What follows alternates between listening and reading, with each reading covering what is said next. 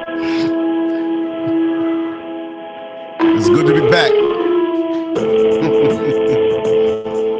Just make sure everything works right tonight. Like I was telling Sweetberry earlier, I don't know what the heck I'm going to say.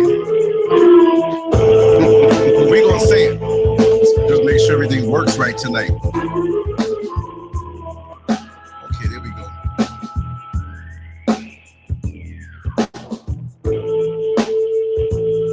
I hope you all don't mind. I didn't put all those other bright lights in my face.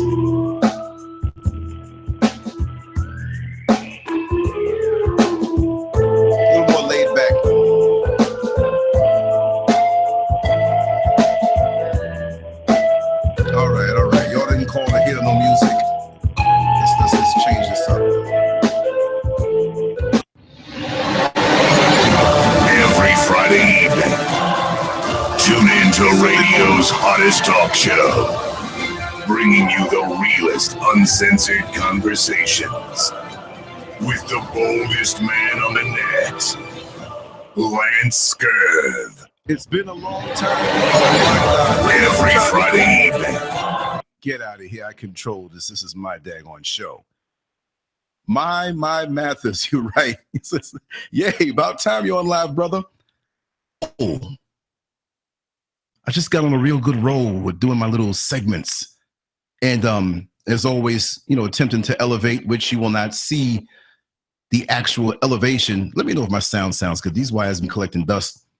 I haven't been doing live stuff in a long time. I'm like, I forgot my own passcodes and different things to get in. Red hot candies. Red Hot Candies. After dark. I love that name. Sweetberry, how are you? Yes, fam. Let me just brush the dust off and warm up. There's just so much going on in my world. And I'm like super enthusiastic to really be at this point. And I'm not going to try to sound all corny or whatnot. Let me know how the sound sounds, if the sound sounds good to you. Maybe I think it's this headphone connection. Let me tap this a little bit. Sound funny, right? He's talking about tapping things in the wee hours. Let's watch this one. Yeah, you're welcome, Red Hot Candies. I like that, Red Hot Candies. It's sweet and it's hot and it melts in your mouth. Britain! Yes, Britain. We just got off the phone a little earlier. I told you I was going to be all over the place. And, sometimes I forget I have this little studio here and the capability of doing what I do. I got so focused on the inner workings of all things LanceScurv and beyond. I have a lot of projects around the house. I'm really spinning at the wheels right now. And things will get done, but I've taken on so much and I love it. I love to be overwhelmed in a good way because I can never really be overwhelmed. It's when I have a problem, it's when I don't have enough to do. It's already, or there's 2 or 3 things to do. And it's like, that's corny. It's just 2 or 3 things. I could knock these things out multitasking. You know what I mean? I'm not saying I'm Superman, but I'm just taking my hyperactivity and just using it in a good way to be productive. I've been banging out some bad choice of words at 3 a.m., right? But I've been banging out a lot of little short videos. I want to do more live shows. I have things set up, but I have it more where I've been working on the website under the hood. I'm really glad about that. I will say I'm starting out some new endeavors. You're saying like, hey, work on the old ones you haven't finished up yet. I know there's a lot of things I haven't followed through with, but it's coming. It's better to be this way, I think, than to be a person who, and let me know again how the sound sounds. I think it's my headphones that's really coming out. Okay, the sound is normal. Good. Thank you, Britton. Yes. And Ace, man, call on in too, man. This is going to be not a long one tonight, but tomorrow is Sunday. Maybe we can throw something together. I'm going to relax and be home. I haven't spoken to Vibrant Muhammad yet, but I do know, yes, Ara rocks. rock to the Ara rocks. Don't stop. Let me just put up my my phone number because look, this phone number was out there for ages, but it got lost in the sea of new phone numbers, new cell phone numbers. It's public. It's not like people say, why are you putting your number out there? It's on all the videos and graphics, but there were other numbers that I had when I had the 4-line T-Mobile plan. And so Mr. Scurv has a line, I have a line, but I had a private line and an extra line. I started using those and I'm juggling phones and people are like, what is he selling drugs or something? So I said, you know what? with that, they kept jacking the bill up with all of these extra fees and taxes. And I'm like, wait a second, this is supposed to be X amount, but you charge me $40 and $50 more. Then you talk with them, we guarantee it's going to be this price. And all of a sudden, it goes right back up again. I said, the principle of the whole story, right? So they offered on T-Mobile 2 lines for $100. And I'm like, that's a trick, because you pay $100 for those 2 lines and they'll send you a bill for $169. Well, you have this other fee and this fee and that. So they said, well, if you use auto pay, flat $100. And I don't know whether I'm getting more into my whole frugal lifestyle thing, but I know what that sounds is predictable. You know, if you have that you forget, and that's what I hate. Sometimes you get enthusiastic or you're up late at night, you're surfing the internet. Let me know how this lighting is, because those other 2 big lights that I usually put on, this one's good and that one's good, but my head's not shining. I wiped it down a little bit. But you're up at night and you look at these little things that you really don't need, and then you say, yes, I need this. This would change my life. It's only $9.99. And then, you know, you don't check the box to say, well, you know, that you don't want it taken out automatically, and it comes out automatically. It could be something for $4.99. And you don't notice it. And it's almost like these people out when they know you're busy. It's never when you're surfing. It's always when, like, you're getting ready to go to work. And then you get other emails pushing those emails down. And so you never really go down all the way, because I get a tremendous amount of emails, y'all. Stuff online that I'm doing. So I have to constantly be on the phone. And what made it crazy was that being on 3 different phones, checking that number, checking this number, I started missing more stuff. So it's like, what's the point? You have more gadgetry, but you're not as effective in your life. You know, oh yes. You know what? I'm going to hold you to that, Britton. I might jump up bright and early and do an early afternoon daytime show. But this week, I'm going to have a lot more time to do these things. So, oh, really, Ace? You said, yeah, that's a good plan. As long as you have the auto pay come out, because it's guaranteed. Like, we have the right to go in your pockets and get $100. But I rock a phone. You know, I mean, I depend on it wholeheartedly, not to sit up here in style or whatever, but it is a tool for me. And if I didn't have the phone, I would not be able to get as much done. You know, with the online capability. And I don't know what this is on my end. I'm hearing it. It's got to be the headphones or the wire connection from the headphones. Yeah.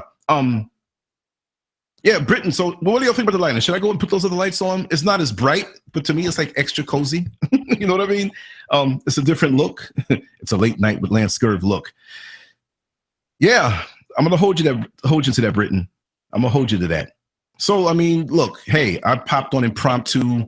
I promised Sweetberry. I said, you know what? You know, we're gonna go on tonight, and she probably said, he probably fell asleep or he's not going on. I said, listen, to myself, I said, if I only come on here for 10 minutes.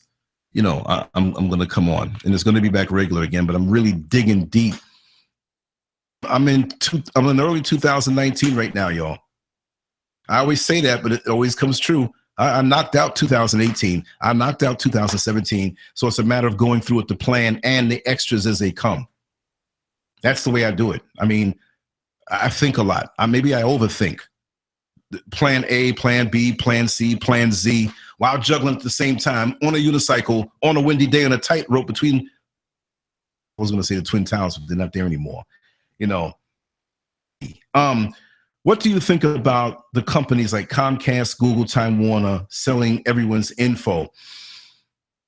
Wow. It's almost like a guy who kisses and tells on the intimacies that he enjoys with a young lady. Do it anyway, especially when it's not in a committed relationship. And I love these questions. You'll throw them at me because my mind is ready. My mind is open. I'm on my back to receive the questions. But we really don't have any privacy. You know, I mean, ever since 9/11, and they said that we, you know, beg for it. Please catch the boogeyman, catch bin Laden. Our emails. We don't care if you know, view our infidelities or look at our naked pictures. We don't want to die, you know, so we don't have any privacy anyway. They get a chance to peek in on everything. And I do believe that, like they say, Fedbook, and Google's the same way, and Comcast and Time Warner. There's nothing private. There's nothing. They can say this now, but they were doing it all along. Like a kiss and tell, they were doing it all along. We have these responsive ads now. And before I really understood what those were, it freaked me out. because I would go to a completely new site that I never went to before, but things that I was looking at on different sites to maybe order or just shopping online, they followed me. It's like, wait a second. You know what I mean? I felt like a married dude who was having an affair, but the chick he's having an affair with shows up at the picnic like, you know somebody here? What are you doing here? So those responsive ads, freak me out. Technology, I believe, is just like so far beyond, and so they have to wean it to us slowly what they can do. We are sharing your information. Please, they've been doing it. I really feel they've been doing it. It's very competitive. Yeah, right. And it's very creepy, yeah, about your places you've recently visited. That's right. That's right. So they're just letting us know. They don't want to cause mass panic. Walk through the world as though you have no privacy. I mean, to me, the only thing that you have private is your thoughts, but your trajectories, they're things. Look, even I know it on a lesser degree, and it's only human nature. So you're going to have to purposely change up your rhythm in an odd way, even when you don't know what you're going to do, when you can.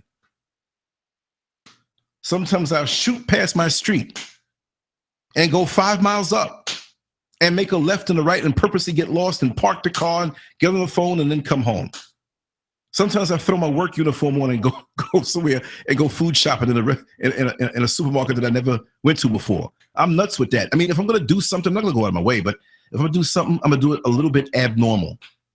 Confuse it, because we're creatures of habit. I can tell you for a fact, when I'm driving the bus, I'd say about maybe 85% of the people, if their favorite seat is available, they're going to sit in it. If it's available, 85, maybe 90, maybe 95% of the time, have a regular schedule, who get on the bus a certain time, who have to be there a certain time. We're creatures of habit, and we like what we know to be predictable. The same seat. It's eerie. And sometimes if I have a friend or something riding with me on the bus and I'm driving it, and I see that girl right there, she's going to sit 2 seats from the back on the left side. And it's like, how'd you know that? It's like, well, she does it every night. Now, if that seat is not available, they'll sit near it. Some people get mad and just stand up and won't do it. We go to the same stores. We go to the same movie theaters. We go to the mall. A huge mall that has parking all the way around it.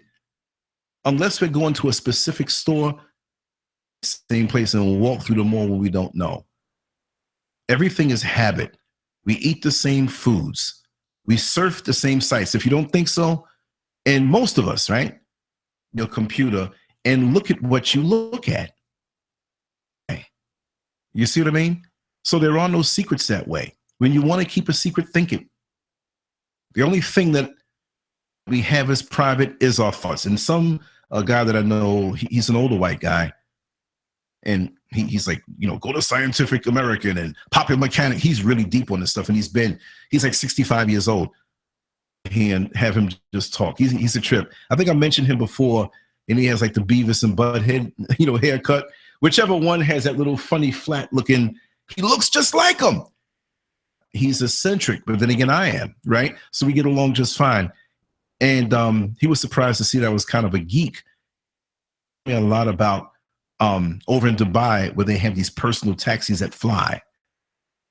Like, I never heard of that before. And I looked it up. I'm like, oh my God, this man's on point. So we really don't go beyond what even online, for the most part. We check the same sites. Okay, like I go to certain sites all the time. Interesting to talk about. I have a wide range. I can talk about a lot of things. Certain things I like to talk about. People think that through repetition, because I speak a lot on Black news and things that are happening, sometimes ratchet stuff, relationship stuff. But for me, I like to find the angle of the story type thing. I'm not a reporter, but it's like something interesting, but check this out. Did you think this in this story? But some people, when they go online, it's just, they'll go to 2 or 3 sites and the same thing. We're giving it up that way because the powers that be, the cyber powers that be, leave our footprints. Thing. We're creatures of habit. Become a little more unpredictable. And don't give it away that way, because they watch our rhythms. And when they're there waiting for us at our usual destination, whether it be cyberspace or somewhere physical, on ourselves because of our rhythm, because our habits, what we do. The Sam's Club, me and Mrs. Scurv and I, rather, that's the proper way to say it, right? And that one, let's go to another one. Let's always, you live in a pretty big city, even if it's a small city, there's got to be more than one supermarket, right? Switch it around, go different places, throw yourself off and open your mind, because with all of this information that we have, with all of this access to instant communication, our worlds are shrinking. They're shrinking because our minds are occupied through all of this stuff that can come to us so easy. Before, it's like junk food. Before, if we want to see the world, well, you better get your behind up and go out there and see it. Now you can sit here, man, I saw a show on the Brazilian rainforest, man. But now I'm not going to say get up and go to the Brazilian rainforest. Nature shows and stuff and things like that are good, but still, it's good to get the hands on. If you really think about it, when was the last time you walked down not only your street, the street behind you, wherever you live, if it's not totally rural, if you're in the city, take some time. If you're on the phone in the house and it's not a dangerous neighborhood or whatever, which things can happen anywhere, grab your phone. When you talk to your friend, if it's going to be for an hour or two, I know I talk people's ears off. They come at me like sparring partners, and I'm steady knocking them out. And Lance, man, we've been on the phone for 2 hours. All right, cool. I got another phone call. 10 hours later, it's like, you still on the phone? Never stop. Battery died. Phone is like, please give me a break. but get on the phone and move around and see different things. You never know who you'll meet. Like earlier today. Yes, Leo, how are you? I wasn't even looking down at the chat room, right? Let me go back up because I know I missed some things. I see that Aaron Rock said something a lot because I'm hyped tonight. Yeah, you're right, Ace. Transmitted and recorded. Hear about the scientists putting human embryos with pig DNA. They don't. They really have lost it. What do they want? You could, is science a thing tamper with creation? I mean, man wants to be a God beside God, whether you want to believe in God or not. There is an order. Yes, and I don't believe in God, but you know what? You believe in the law of gravity. You get too close to the edge of a 40-story building, a kitten who has no concept of the world will run out in the highway and don't know. Trust me, when they're on top of a 40 or 50 or 60-story building on the edge and you give a little nudge, you're not pushing over, but you say, and say, I'm going to just fly down there. They know with that distance, there's something in them that knows the law enough to keep them from doing that, right? Because that's natural. You're high up. So why do men want to mess with something that's already good? Yes. It's like when people speak about weapons being so bad. It's not so much the weaponry, it's the person who has the gun. Get that eye contact. The gun is a gun. Reason with him so he doesn't pull the trigger. See where his head's at. Guns don't do anything to people. It's the people behind the gun, right? So science is the gun. And somebody very twisted level, really and truly. And pig DNA. So what do you call it? It's going to be pig feet or human feet. Some humans look like pigs anyway. Yeah. Britain, your favorite seat is always available. Oh, man, that's a crazy joke, man. But no, you know what, though? These days, it may not be. I've been riding around and, I had to flip it where I had 3 wheelchairs at one point. There was one on it already. The bus before it had to pass this couple up. They were each in a wheelchair. So it's like, listen, you all get on, but we blocking up. Everybody has to get out the back. It was crazy. So if I ran, you think I was going to leave you? We would have had 4.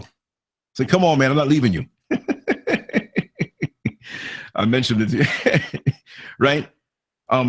Synthetic telepathy and synthetic, synchronicities, excuse me. And Beasley pops on. What's up? Red hot candy. What about chemicals in the weed that's making men gay? And somebody who now, that people are going to really come off on that one, right? Somebody will say, well, I'm gay. I don't smoke weed. We understand that. But chemical castration altering the hormones, giving people a propensity to lean a little way. It doesn't mean you're going to go out and do something with a man if that's not in you to do, but it's easier. Before I put my foot in my mouth, and I had this conversation earlier, right?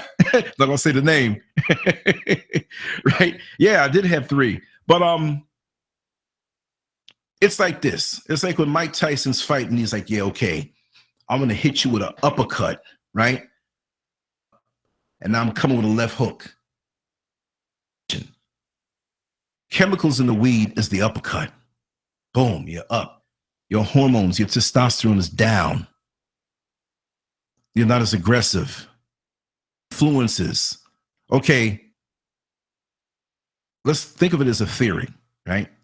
My mind is open. I'm not saying this is my fact, or let's just consider the theory. You can be an engineered homosexual. I've just made up a term. An engineered homosexual, right? Where if left under the circumstances as it is, you would be hetero, right? But we mess with your hormones, the aggression. And we have gay males who have high levels of testosterone. I'm just saying, with so many different factors chopping at you, the media, suggestions, experiences, society saying, yes, go ahead, this is all right. I'm not being judgmental here. I'm just saying all of these different factors pushing you in a certain direction. I do believe a fence rider who I might or I might not. Well, you throw these factors, you blow the wind that way, boom, you're on the other side of the fence. I'm not saying this is the way it is, because now that brings the argument of, was I born this way or did I learn this? I'm not even going to go into tonight. That's so deep. And I want to have other people, if we do have that show or conversation, I want to have people on both ends of the extreme spectrum. I don't want to just say this now because, listen, everybody will go home. You're already home probably already. Go to sleep. And I wake up with comments from like scrolling down. Lance, you're wrong. You got a big head. You look funny. Whatever. They cuss me out for all kind of reasons. Socially engineered homosexuality. I'd like to get everybody's feedback with that. Yeah, and right. The hormone, the estrogen. Yeah, right. You love those boxing analogies. Britain, right? I was gay before I ever smoked weed, but I understand. But you understand where I'm coming from. I believe that, okay, let's just act as though gay is a destination. Gay is a place that you arrive, which we know it's not. It's like being hetero. And my brand of, on an intimate level, of freaky hetero is different than somebody else. It's like, man, I like to do this, I like to do that. And somebody else is like, I like to do this. And I'm like, ooh, you straight. That's not even freaky. You nasty. It's not one place. It's not a monolithic, we're all gay and we all do the same things. Listen, nasty hetero dudes, and I've known of, some nasty behind gay dudes. And they turn around, oh, you're knocking me because I'm gay. No, you nasty. I'm not going to hide behind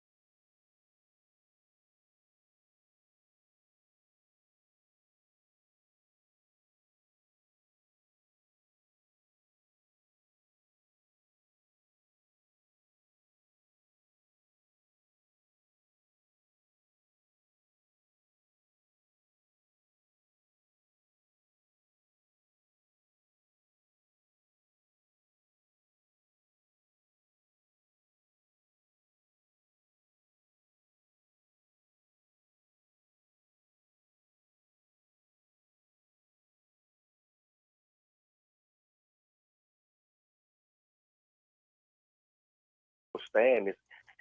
He know who's to put in the battle and knows who's not going to last because. Let me just say we're back. My whole day. Okay. Go ahead and say something. Let me see if certain graphs are jumping so that I know that everybody can hear. We cut off. Let me just say, give me some feedback, people. And Coach, just say something for me so that we can hear you. And I want everybody to, yes, I'm back. If you all can hear him and the guests that we have on the line, go ahead and say something, Coach. Go ahead, Coach. Yeah, and I just want to know if everybody else can hear, so we'll move forward. Take it from the top in 3. Okay, yeah, we hear you. I think everybody hears that. I don't know why that happened. I have a higher grade of internet service from the same company. Just as soon as we started talking about things that we shouldn't be talking about, what are the niggers talking about now? Are they talking about big booties or drugs? No, conspiracies. So they don't like it. I was getting to that, Lance, and that was my whole premise of even saying what I was just about to say. They're targeting us. I'm targeted through my Facebook Live. I'm targeted through my show. I can't even say one thing about the anything that everything's become so shallow. Everything has no substance. Mm-hmm. You start touching on things and waking people up. I'm telling you, my phone, my computer, everything just started. I'm like, what? But look what just happened. Look what just happened. I mean, exactly. This computer that I'm using to stream for that, I do not touch it. It's connected to some speakers that when I'm in here drawing or doing something, I'll turn it up and play it on for a little bit. But I got other computers in here. Okay, I can turn around and show you, but it usually doesn't do that. And on that targeted thing, I do speak to a lot of people individuals. You do have people who admit, you have some people who sound a little quackish. You have some people there's one gentleman who scared the crap out of me. Phone and what he was saying, it really made sense. But moving, and it's going to be one of those shows where I can't even schedule this. Like whenever I catch them at some point this week. There are guys that will be labeled as bums by many people, and I know many people here have a heart and wouldn't say it that way. But most people, oh, they're a bum over there, whatever. It can happen to anybody. These people on layovers, or sometimes when they've had to get on the bus, and I would talk to them. Come out and say, not like in a crazy way, smelly, drunk a little bit, pissed on himself, don't have any money, just they gave up on one side. But when they talk, dude, where are you going to be? I got to find you, man. I got to videotape you, man. You got to share this, you know? Lovely Team Phil Device Show did on leaving. You know, I want to talk about that. I want to talk about that. But about the young ladies in Washington, the missing, I'm going to talk about that also. But let me just jump, Red Hot Candies, and just let me speak on that really quick about some good stuff. Mike, son, I thought about you. I willed you in here. I know you were going to come, right? This thing is real, and I have firsthand experience with it. I really didn't want to really speak on it, a video on it, but it's real. Guy, you got these channels that have charisma and stuff. I do what I do. Everything else is circumstantial. Okay, that's the number that I have. That's the hits that I have. I don't care. I'm throwing punches. I don't care. I'm going to keep throwing punches. I'm not going to keep going between rounds. Did I do good? What's the scorecard? No. Punches that I take, I'm good. This is what I do. Anyway, whether it's on a bus, talking to the doctor's waiting room for, before an appointment, or I'm in some speaking engagement, whatever. This is my path. So the internet is not just the only place where I express myself. And I don't know everything. It's to get people to think. And if I'm wrong, I'm trying to learn also. I learn a lot from everybody here, Absolutely. But see, there is this thing going on with the targeting, and I'm glad you brought it up. And I'm going to talk about it right now for a couple minutes. My channel's compromised. Lots of responses from a video, but only get a handful of hits. And again, I'm not a hit monger. Oh, I want to get a lot of hits, or I'll do anything to get. It really doesn't matter to me. If you like me, you like me. If you don't, you don't. If you're curious, you're curious. official. I don't get sucked into that. My thing is that I treat everybody here real. This is a real thing for me. I may not know you face to face as of yet. This is just a way of communication that gives me leverage and to be able to receive more back. So the powers that be cannot defeat me that way. Because really on the real, we all need to switch email addresses. And for those who you can trust, and you got to know that you can trust somebody to even exchange your address. Not to anybody. And young ladies, I would not, advocate that at first unless you really, really, really, really, because when they shut this thing down, those other means of communication or know how to get to a person if it's important to do so. You get information from, and it's cut, well, information, and I'll move on to, right? Because you know they're real. The real people you hold on to, the internet brings a lot of weirdo, creepy people here that are not real. Look, I get friends on my friends list on Facebook that didn't add in. My friend. I cleaned off like about 12 of them today. Requests from women that made profiles earlier that afternoon, and they got half-naked pictures. You're not going to catch me that way. Sophisticated. See, they're saying that some advertisers and certain companies don't want to be associated with certain hate speech or certain risque and material. Okay, I believe they're just saying that. And it's valid to a point, but I think YouTube and them are running with that even more so to be able to target people. So even still, look at the video that I did earlier. Let me pull it up so I can give you the exact title. Well, before, have you heard about the hit list going around? Like someone starting flag wars and different things like this, and they're abusing the system. The reason I think you off. No, go ahead. And I think it's legitimate. Fox News, the big networks, the big corporations have all these think tanks and come up with these long, drawn-out plans how to affect the public, essentially write the future into existence. You can do that, thanks, if you own all the TV networks, especially the TV networks. You know what, though? I look at them like the worm on the concrete that has a million ants biting it. The ants, one ant can't handle the big worm, but a bunch of them can. And I think media activism revolution, a phone in their hand, and they're reaching not for CNN first, but they have their favorite channels that may offer news connected with the big people. So we run off script. Who are out here cause people to think on an independent level. Now, I'm sorry to cut you off, right? But on my site, well, on the YouTube channel, I had this posting. Maryland T, here's the title that I put. Plotted deadly school mass mayhem. Shooting.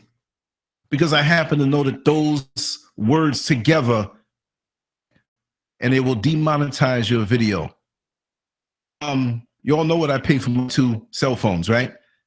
I'm not going to say. Do the math. To pay that 3 times over. But I have no problem saying that. Oh, he's making like about $3,000 a month. Yeah, I wouldn't be working. I wouldn't be driving the bus with this. And what I make, I put it right back in to purchasing more equipment to keep it on. I'm digging money out my pocket. So when you know how to title it, but then in my graphic, I'll put what it is.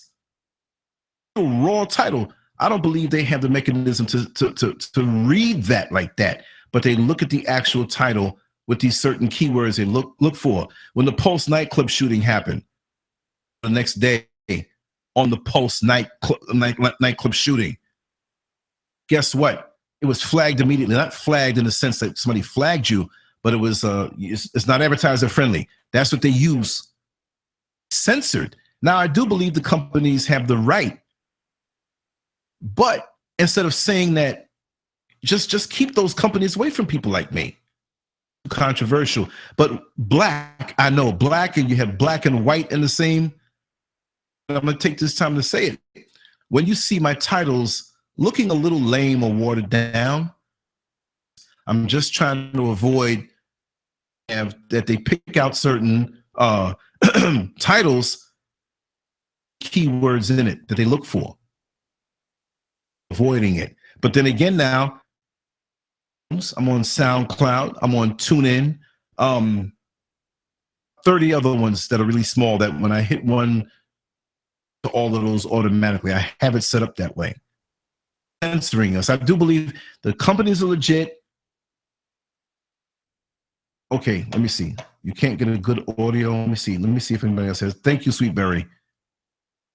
Okay. Y'all let me know. Give me some feedback. Listen, sweetheart. I don't know what's going on. CIA, how are you, brother? You know? Explain. I'll leave it at that. And you're right, Nicole. Let me go back up in the chat room. To come to YouTube for stories, yeah. And they don't like that. We're supposed to dictate, like you said, brother, and write it into existence and convince us of a reality that partially exists. But they put their slant on it and keep pounding us over the head with it. Who are arming themselves by going out there and speaking on things and vibing directly with people across the country and across the world, they don't like that. To shut people like myself and others down. And I'm not even saying I'm all that. Together, collectively, we can make a difference, because I don't know, sometimes, you know, their stuff is, and I scour the news all over, small local site and talking to local people. And again, you know, everybody, you have my number. I'm gonna write it down again. That are going on that you see with your own eyes, whether it's on your local news or whatever, but stuff that you can verify. And I'm not above. I'd love for you to send me some footage of things that you might catch, you know, out there. Cool. So we can put up our own stuff, and I'll upload it. I'll give you the credit, whatever it may be, whatever you want. I'll say your name. I'll sing a song. But we got to get into that Underground Railroad mentality again. We got to start singing the Negro spirituals, you know, right up under Master's nose, where he doesn't know. What does that song mean? Oh, it just means that the Lord's going to come and take us all to heaven one day. No, it don't. We break it out of here at midnight. You know? But go ahead, Jack, and Coach, what you all were saying, because I want to answer that question about the missing Washington and beyond. You know, but go ahead with what you're saying. Right. So with these think tanks, power, and all these organizations, what you do is you come up with the think tank. It's the plan. Then the plan is executed through the news stations from the corporations that are owned. And so these think tanks just have a bunch of free time to write the future. And what the think tank does is they measure people's behavior, and then measurement of people's behavior, they see how they react, you know, through the media. People are reacting, see how people are taking the story. They plan from there. If we do this, people react this way. If we rowdy acceptable on TV, it will become more acceptable in society. Okay? They're so keen on pushing these messages in the TV programming. Hello? Because it sets the standard socially. You were calling me like I said. Okay. Okay. Embarrassed. I'm live. I'm not gonna say who it was. You called my cell number looking for the 888. But you know the 888 number, right? Sorry to cut you all off, right? 888-575-3769. That's all secret. I ain't gonna tell on you. That's okay. But go ahead, Joe. Okay, so where was I?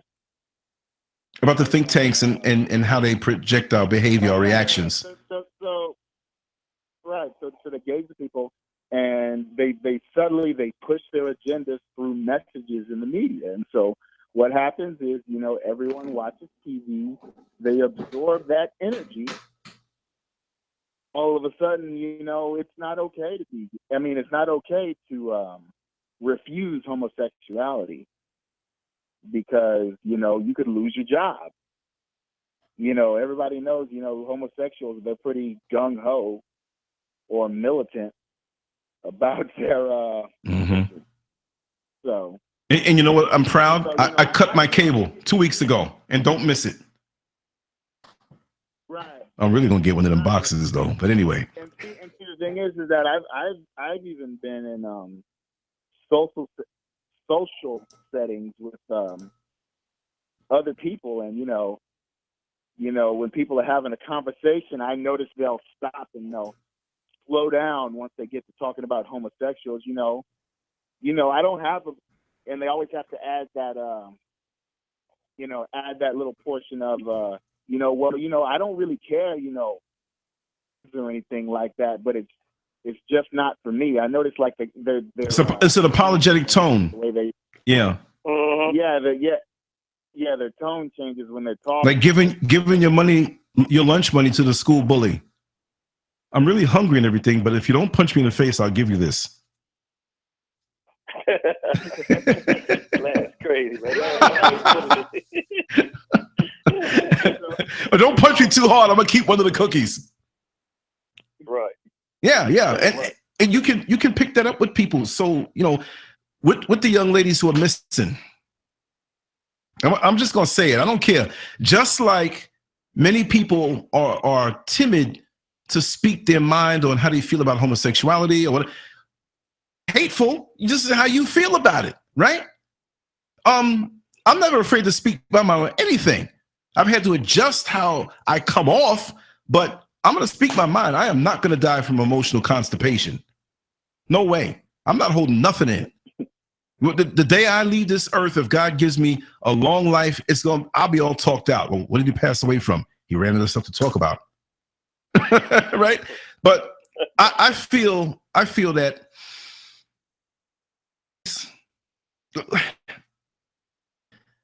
there's somewhere collectively, there's some kind of concentration camp. There's somewhere, I'm not saying they're sitting there looking through a fence hungry and starving, conditioned to be snatched up and taken somewhere, but there's something about the Black woman that science really needs. There's something about that collective energy and collective melanin that they know about. As what's the planet? What's the comet? What's the planet that's coming to the Earth? The closer that gets, there's some reason, some way, because we know that if we have these Black women in one spot, we're not going to get hit at that particular place.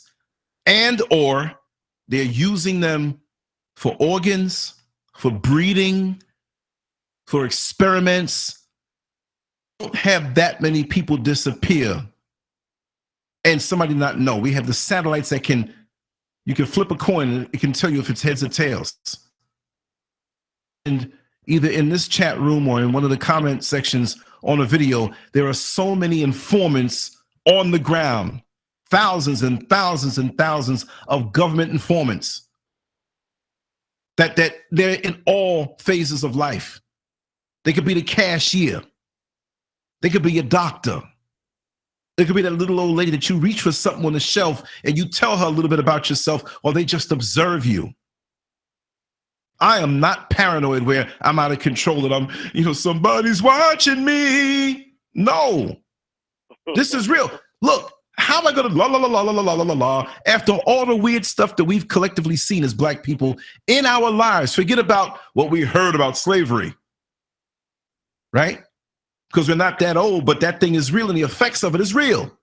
And there's some people who are always trying to knock us. Like I said, there was a gentleman who was in the comment section of the video that I did on the missing girls. And what's the young lady's name? Her last name is Rudd, Relisha Rudd, or whatever, that one young lady. Rudd, yeah. And I spoke about that, but I spoke about the bigger issue.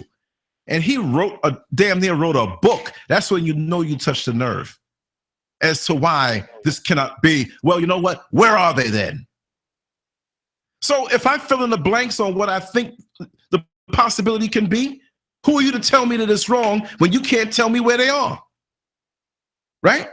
And there's no difference between black organs and white organs and so on. So, well, melanin is a very powerful thing. Wow, who came in with that? This is boom. Yeah. Let me say this, Lance. Let me just expound on this, Eugene. You can't find melanin in the woods. You can't find melanin at the store. Right. You can't buy melanin from your next door neighbor. What is happening is the most powerful element in this world. Yes. Needed in the hands of I can't say his name because he just passed away. You know the brother. You know one of the elites. They have this thing every year, this sacrifice on the 22nd of every year, and part of that. And let me just make this clear.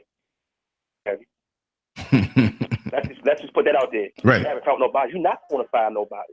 Man, you trying to get my live stream knocked off again? No, keep talking. I'm playing. Go ahead. No, go ahead and say the name. Go ahead and say the name. But you know what? I'm going to tell you this. I had the pleasure of smacking a Rockefeller in the face. No, I'm not lying. I'm telling the truth. I went in 1974, 1975 to a place called Camp Treetops in the Adirondacks, upstate New York. And it's usually the North Country School. Google that, right? North Country School, Camp Treetops. Had a client, because my father used to refinish and customize floors and landmark properties. So there are a lot of affluent people that we are around. And you know how they take interest in you when you're young. Mr. Scurv, your son is exceptionally bright. And we were kind of thinking if we can do something for you because we like you so much. Our sons have been attending this camp for the last several years, and we think it'll be a very good experience for young Lance, right? And so, you know, we had the guy come by the house to give the presentation and everything, and these were ultra affluent people. I mean, these were the kids of some really big people. I don't want to sound like Mike Tyson tonight with my tongue twister, but one of them is, let me say the word right, philanthropist that I was in a lean-to with when we were in the camp and we went through the whole experience together. His name is Brian Bronfman. I Googled him. There's some of the names that I remember. This dude gives away millions, but it has to be for a cause, not like, hey, man, remember me from 1974 and 75? Hook me up, man. Because and the stuff I talk about, he wouldn't do. But Michael Rockefeller, who I believe is gone now, he passed away, and I think they found out that he was gay and they kind of disowned him. We were all we had lean-tos and tents, but this was like really nature. But they had modern facilities there. They had 45 horses there, lakes, all kind of trips going out, nature walks, pigs, farms. It was a lot to do. And this was on acreage, y'all. This wasn't some little whatever. It was almost like, I think the grounds of the camp were like, it was like 2 or 3 miles each way. Hills and mountains and stuff. Anyway, I'm brushing my teeth. And we were going in an orderly fashion, okay? They would call us like not tent number 1 or lean-to number 1 because we were afforded to a lean-to, but we called ourselves certain names. And I'm gonna take the pictures up because we had Lewis was our counselor, this white guy named Lewis. So we were Lewis's lions, right? And I painted this lion on a big, and it came out really good. I have a picture of it deep in my photo book, and I'm gonna start uploading these things so I can show and prove so y'all can see I'm not lying. I don't lie about stuff like this. I'm putting it out publicly, right? So my particular area, we went in there to brush our teeth, take a shower really quick, but Michael Rockefeller came in and kind of jumped, but nobody really messed with him. He was a little kid, 11, 12 years old, just like me. So he nudged me hard. I mean, he came in and nudged me, and I had the toothbrush in my mouth, and I'm brushing, and I hit my tongue because he moved my elbow out the way, and that bad boy hurt, and I bit my tongue, and I'm sitting here, I'm a kid. I'm not some trained fighter. I'm sitting here like, making this face like, like, man, it's hurt. You know what I mean? I'm a boy. I'm a little boy. You know? So I turned at him, and I shoved him back, and he fell down, and he got up in my face, and I smacked him, and then he ran off crying. And that's when I had the experience with a man named Jim Pugh. Let me see if I can pull up the article, and I'll let you know. That was one of my first biggest bouts face-to-face with racism and a white man who could not stand me. He had to be about 35 years old. My father put the fear of God in him, but that's a whole other topic. But I kind of wonder, has my life been affected because of that? We're the Illuminati. We don't have computers yet, but we're definitely going to put his name on the list. And my name is not Joe Smith, so it's easy to find me. There's only one LanceScurv, and the other one has transcended on, so I'm the only one that's left. Right. But as that goes into, once again, everything is about push-pull. Everything affects you, from what you watch on TV to what you wear to how you dress, right? How you speak, how you present yourself. Everything has a push-pull effect. Life's not even really about choices. It's about push-pull. Right. Sometimes you can have people in your life who are weeds and kill you and kill your potential, crush you. Oh, yes. Spiritually. But this is why I choose to walk alone most of the time, except for the inner circle that's close to me, like those of us here. And then I can be elusive, and I have to be. Sometimes I could plan certain things, and I have to just like, because I see other things in the horizon. And going back to the whole targeted thing, well, there's people outside, whatever. But to me, when you start to go beyond what you should be doing, really, really, and truly, you can see, and let me just check the background noise here. Somebody opening up a TV dinner. It's like they scraping up the chicken part, or when the potatoes like get burnt, it's like that potato part tastes good. I'm digging. I'm good with my sound effects. But oh God, what was I saying? Yeah, they let you know. They kind of let you know from a distance that little things that happen over time. And with me being so vulnerable out in the street, and people that get on my bus, or things that happen on social media, or things that happen, certain movements that happen online, that let you know. When the whole thing happened with what's his name, Eric Shepard, and I got all those hits on his video, and they disappeared the morning that he was caught. But for 2 weeks before that, 9,000 hits came within a 5-minute period. 18,000 on top of what was there when he got caught, disappeared. I gave him the interview. He called me before he was caught, and Fox News, everybody's looking for him. You know, the whole Cosmo thing with me. People know that it's not me doing something that by myself, but the networking of what we're doing and the constant push. What nigger knows how to push this way? He's supposed to be blue collar. Does he sleep? Is he on drugs? Is he fanatical? Every day he does this stuff. You know what I mean? So, you know, I'm not calling myself the N-word. I'm just saying that people who do stuff like this consistently over the years, you keep hitting one spot consistently, you're going to drill through it. Somebody's going to come through and follow you and start to think independently also. Go ahead, Jack. Right. So Lance, I have a question for you. Mm-hmm. I know you've dealt with stalkers in the past. Oh. But I'm not referring to them right now when I ask you a question. Mm-hmm. Have you ever had anybody, let's say, get on the bus and look at you strange, or, you know, look like they're from a 3-letter agency or somewhere? Like yes. Like, drive by your house? Yes. I haven't always said everything, but it happens more and more. But I have to say also, too, that with local law enforcement, I don't give a damn. I'm going to tell it. They don't dig me too tough. Not that they're supposed to dig me. They don't know me, but they know me. They know me. And it's a watch thing. And there are people who I know who do similar things, maybe not on YouTube, but they are activists locally. They are from other places. They've moved here, and their name is on a list. And ego jumps in. Because, see, they would like to not be trapped also on their side.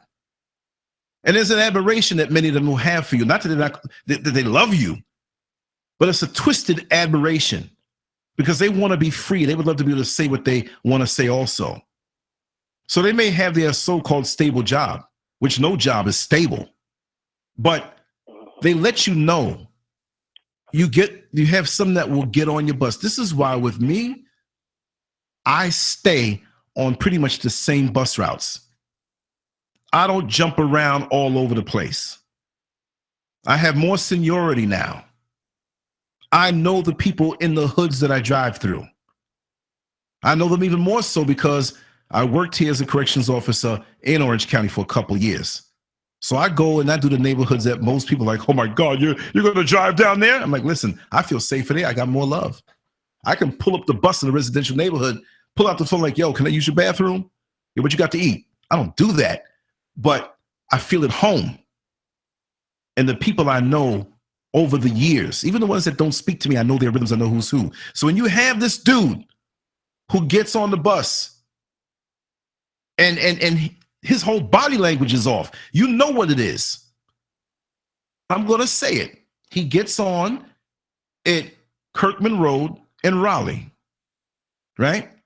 And on my second inbound trip, he never can go and sit to the back of the bus or the middle of the bus. He always has to sit toward the front. If the seat's not available, he gets up and he watches my mirrors and he wants to stand where I can't see him.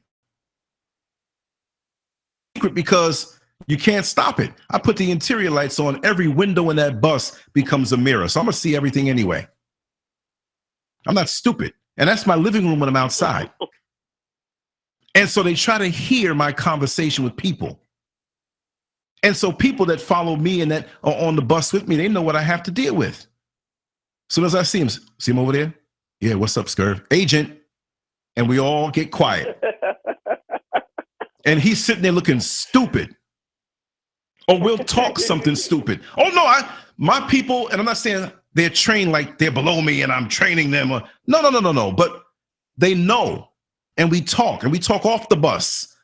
I might get up and go now after the show and go hang out with one of them. Yo, Lance, I want to come downtown when you videotape it, man. It's not just me. My whole line and my whole circle knows what I do, and I'm on camera. So people can go to the bus company and say, let's pull the cameras. I'm not stupid again. We have our own way of talking. You know what I mean? And so they'll get mumbo jumbo. I talk to the cameras all the time, especially when I'm on the bus. I just tell them off. You know, pick boogers and fart and do all kind of stuff and just talk to them. Play this. But this is real. So Lance, what I'm curious to know is, how do you guys take breaks? Is there ever a point in your day where you have to leave the bus? Yeah. But see, you know, it may sound like redundant. Maybe I said it before, or if I don't want to hear that or whatever, but I'll make it interesting and I'll tell you how it is.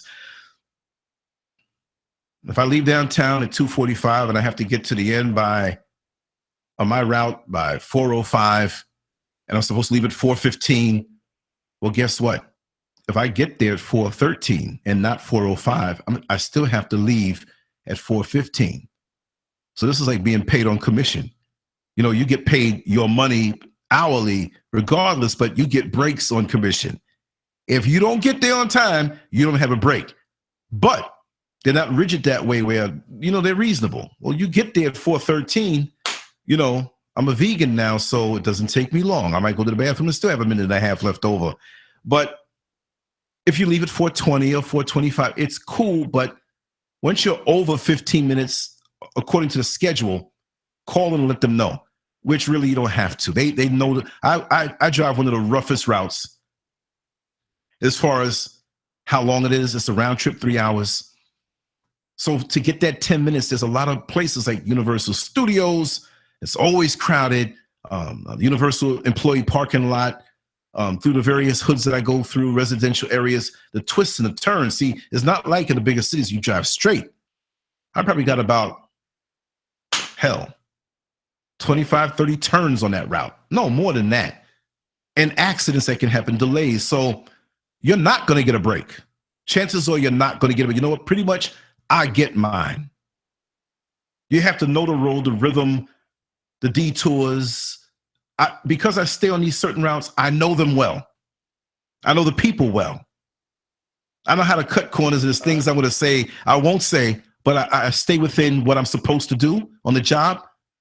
But I'm a master. Put me on another route, I don't know. I'm like, oh my God, what do I do? But I've mastered it. But back to the other thing, there are people out there that, and I did a show, I did a video about agents and informants. No Black Neighborhood is something without them or something like that, something with the title. I'm going to talk about that here. There's a couple of people that I know are agents. Hands down, because I'm in the street all day long. Sometimes all daggone night if I got to work a little extra. If the person that I'm to relieve or the person, but things happen. Can you do another trip, Lance? Sure, no problem. There are people, and I'm going to tell you straight up how it is.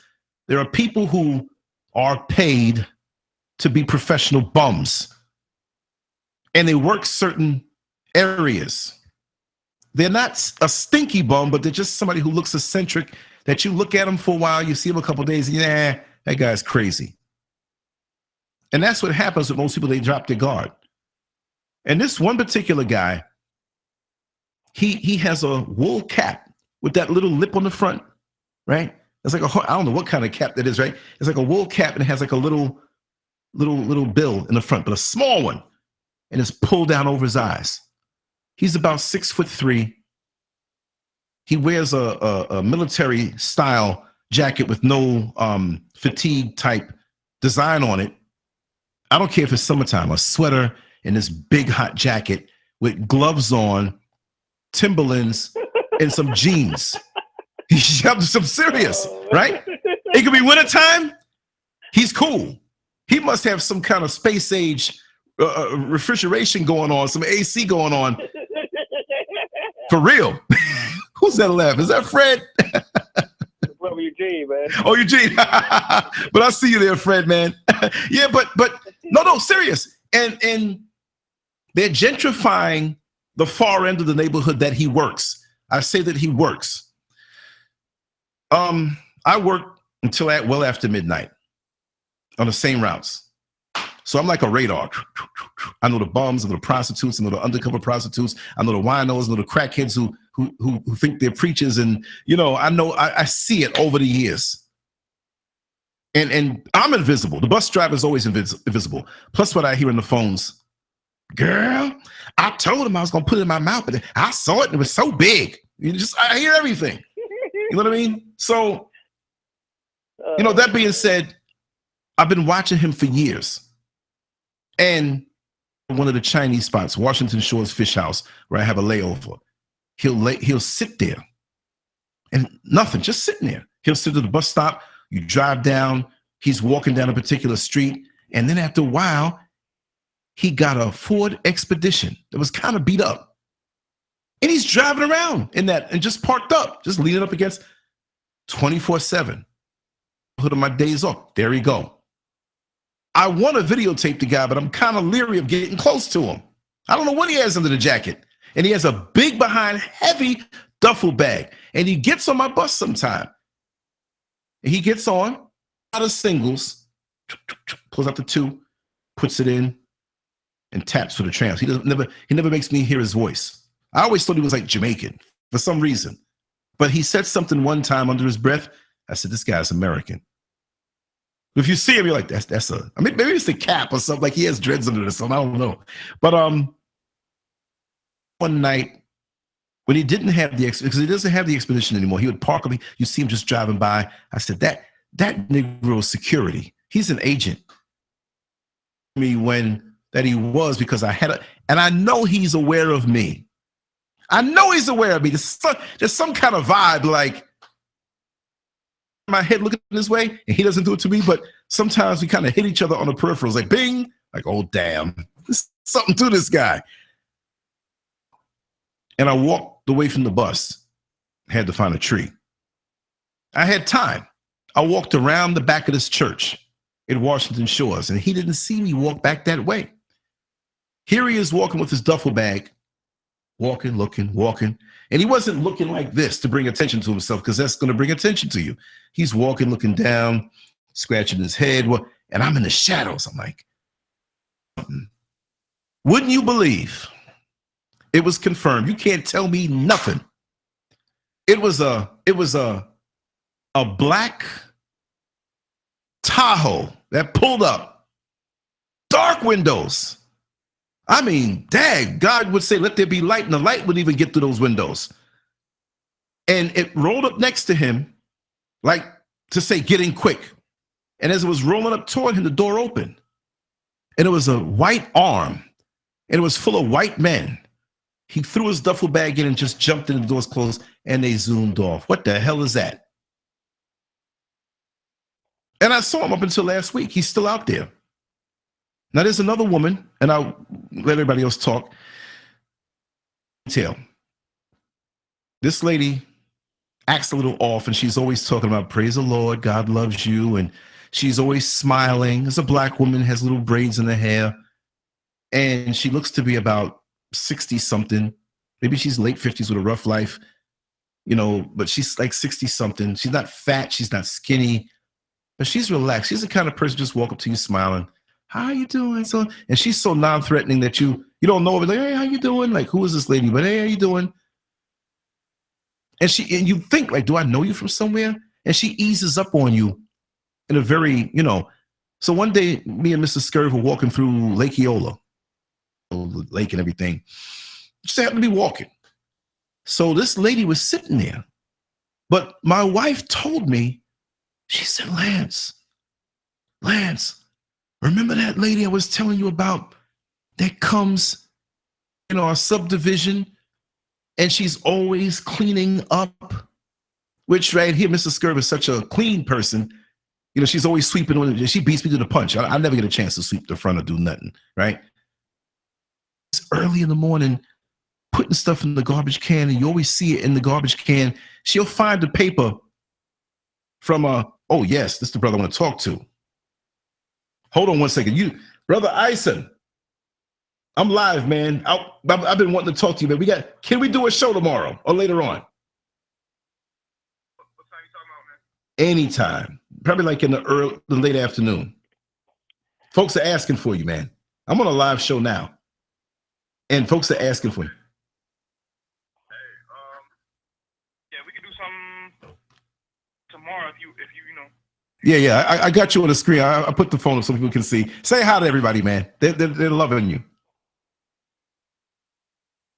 Man, I appreciate it, man. He's like, wait a second. I called you, Scurv. You got me talking on a live stream. But yeah, let me run and get back on this. And when you wake up, because I see you're up late too, a little extra time because I'm probably going to sleep late and whatnot. And I want to run a couple of shows tomorrow, but I want to like have some quiet time early, get myself together, and then we'll just rattle out some shows. But what we do will be exclusively yours, and we'll do it live so we can chat with people. All right? All right, man. Sounds good. Okay. And this is written in stone because I'm not going nowhere tomorrow. I'm going to be right here. I'm not going nowhere. All right? Okay, brother. Peace. Yes. See? The energies are coming down, y'all. Brother Ison called me 4:14 in the morning. Right? So Mrs. Scurv told me about this woman who was always in the block, like she lived in a subdivision somewhere, and she's like somebody's grandmother, and the family went away, and she'd walk, and she'd be in friendly old school. Oh, there's a piece of garbage, and we say, and it clicked. It didn't click yet, but something was clicking. We saw her, and she told me, that's that lady. And I'm like, she rides the bus. She's always on my bus and kind of in your face, in my face. You're driving the bus and you look over, and you're like, so I put the interior lights on. I'm playing the windshield and everything, and I'm acting like I'm not looking at it. I'm like, This chick is staring at me. She's staring me down. Not like, young meat, which I'm not that young anymore, right? 54 this time next week. I'm 54 on Sunday morning at 5:34 in the morning. This is Saturday, 4:15. So I got like a week and an hour, a little more than an hour. So to be 54 years old. So I'm feeling good. And I ate like a hog today, y'all. I'm going to tell you about that later on. But this was the same lady. And I'm like, that's the same lady that's been riding my bus and kind of following me for no reason. And when this lady would get off of my bus, she'd get off on different stops, some odd stops. There's some bus stops that, and y'all can tell down through the years, whoever rode a bus, there's certain stops where nobody gets on. Certain industrial areas where if it's the daytime, yes, but nighttime, it's like, you not no hooker. What are you getting off on this stop for? Red light district or whatever. And so she'll get off and stand there until the bus pulls off and then they walk. It's like, wait a second, is somebody going to come behind and pick you up? How you doing? And she was just so happy to make a connection because she never saw me. I live here, but I don't show my face. You don't see me with a work uniform. I'm not cutting the grass when everybody's cutting the grass. I'm cutting the grass when I know you're at work or an odd time or real early in the morning. Okay, all the neighbors are crossing down the block. They just went to work. I'm doing it now. I'll do the front. Too much people? I'll do the back tomorrow. I'll stagger it. You don't know when I'm working, folks who are here pretty much know that I know my hours. And really, I don't care if people really know anyway. You ain't coming up in here. And you don't know what I'm going to be here or not. Hard. And I'm not going to tell all my tricks out here like that, but I make it hard. Unless you have some electronic means of tracking me and knowing me. You, with your wits, I love the mind games. I thrive on that. That's what makes it so hard for them. Now, she saw us both together, so she said, "Oh, I know the both of y'all. You, because I'm in regular clothes. You the bus driver, so you a bus driver too, right? You're both are bus drivers." So Mr. Scurv ain't up. She said, "Yeah, we're both bus drivers." Mr. Scurv ain't no bus driver, right? Right. So it's like, she's smart too. She might be a country girl from Jamaica, but hey, she's schooled by a New York City dude. I don't think I'm the slickest. You got to keep that little reservoir of not knowing, but I think I earned my stripes. So anyway, she was just so glad and she was talking to somebody. She got up and tried to, like, well, you ain't coming with me to try to find nothing out. So then I saw her because I told my wife, I said, listen, that lady is an agent. She says, you think so? She's just crazy. I said, don't write people off as crazy and do them a favor. Ain't nobody crazy. I mean, we have some who are, but don't assume that. We have a lot of people who are great actors and they use crazy as cover to watch you. And you're giving them a pay. Oh, they're crazy. Yeah, and it got sense. So now I said, listen, if you see this lady, right? I see what's going on. She's going in the garbage cans. What is she going in the garbage cans for? We shred stuff. We've been burning stuff. As was told to me, Lance, don't shred it because they can put it together. But, you come up with a little piece of tissue from 2 blocks down, but you want to put it in my garbage can. You want to see what I'm eating. If there's a Macy's credit card bill in there, you want to know my rhythms. You want to see who's actually there, the name on, come on. I don't trust none of that. Watch your garbage, y'all. Right? So I told her, let me know. She's like, Lance, she's real nice and everything. Lance, just don't do anything because she knows my other side. And I don't play that, trying to play up in my house type stuff. I mean, yeah, drop by or call or whatever. We cool. That's no problem. Right? Because I've had people here in the house. This is my house I'm in with this thing. And there are people, the crowds sometimes. I'm cool with that. But if I don't know you like that and you're clocking me like that, and you're making it obvious, you're insulting me now. You're just saying I'm stupid and just don't know. Then we got a problem. So one morning, I heard her out there. And I was tired. I think I went to bed like 6 o'clock. And this was like 6:50, right? And I jumped up. I was feeling messed up. I said, And so Mrs. Scurv was on the side of the house sweeping. And so I went to the side. I said, listen, I think I hear that lady outside. And I said, I'm going to straighten her out if she goes in that garbage can. She's going to see another side of me. So she was out there. And you can't see me when I go to my front door because we have these big pots and stuff. I've had pictures up on Instagram. Y'all could see it. And the house is on a grade. It's not flat. It's on a grade, and it's a corner lot. That's not a secret. The agents know. You can Google it and find it out. It's no secret. I'm not scared. I got a little toy here for everybody who wants to pop up on me in the middle of the night. It goes pow pow. But she was digging in the garbage can, singing church songs. And when I open I have a door and I have the ironwork, another, so you can't really touch the door. I open that and close it real loud. And she looked up. Oh, she didn't know who she was talking to. And even though she saw us in the park, I still don't think she associated me with this house. Praise the Lord. That's that cover. That's those fake behind Christians. They come with that, praise the Lord, like that's supposed to disarm you. I will jap slap you just as fast. I'm not into smacking women. I'm just saying, jap slap you on a different level. You know what I mean? That's not going to, oh, I can't say anything. No, I'm going to say it even more now. I'm on that now. Christians get it harder. Especially if you're a fake one. If you're a real one, we good. If you're sincere about what you do, no matter what your faith is, we good. Oh, praise the Lord. Like that's supposed to shoot magic rays and I can't move. I can't talk. Like I'm supposed to, praise the Lord. Knowing good and darn well I ain't been in church since like, dang, years. Aside from the time I went a couple months ago because it was over here. A friend of Mrs. Scurv was going over there. I ain't been inside no church. And I'm not ashamed about it. But I talk to God every day. So she said, praise the Lord. And I said, what's that got to do with you digging in my garbage can? I came out straight ignorant. I said, what the Lord got to do with you in my garbage can? So she's looking up. She can't see. She saw all the pots and the trees, and she thought it was probably the burning bush or something talking to her. This must be that snake. He must be Satan. So she said, she paused. She said it again, like in other words, you must not have heard me say, praise the Lord. You're supposed to act on cue. Praise the Lord.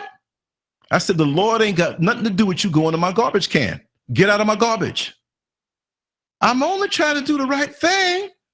I said, well, I'm going to do the right thing and protect my property. Get your hands on my property. What are you doing coming around here every morning digging in my garbage? Who do you work for? What agency you work for? I know exactly who you are. You want some time off? I got a lot of bricks back here. Keep out my garbage can. Are you threatening me?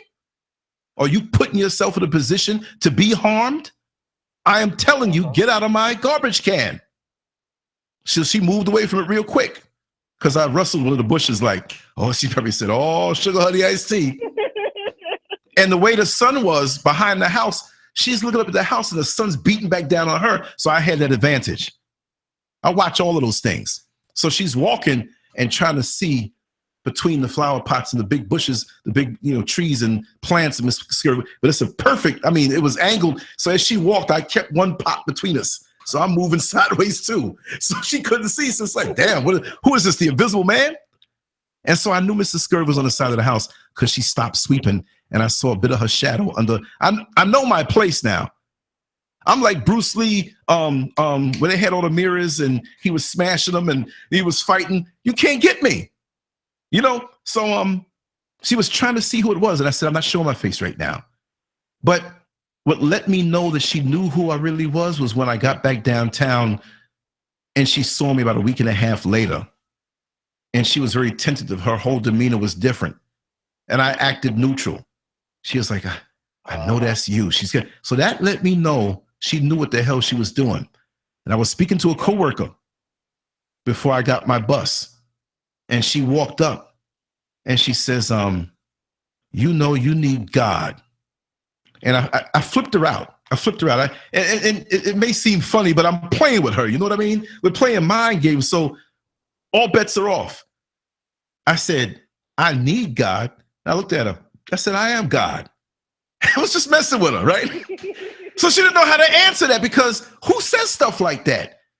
Now, I don't believe that. It's like Joe Frazier and Ali when Frazier said, you said that you was God. And Ali said, I lied. And he said, no, you didn't. You said, don't you know I'm God?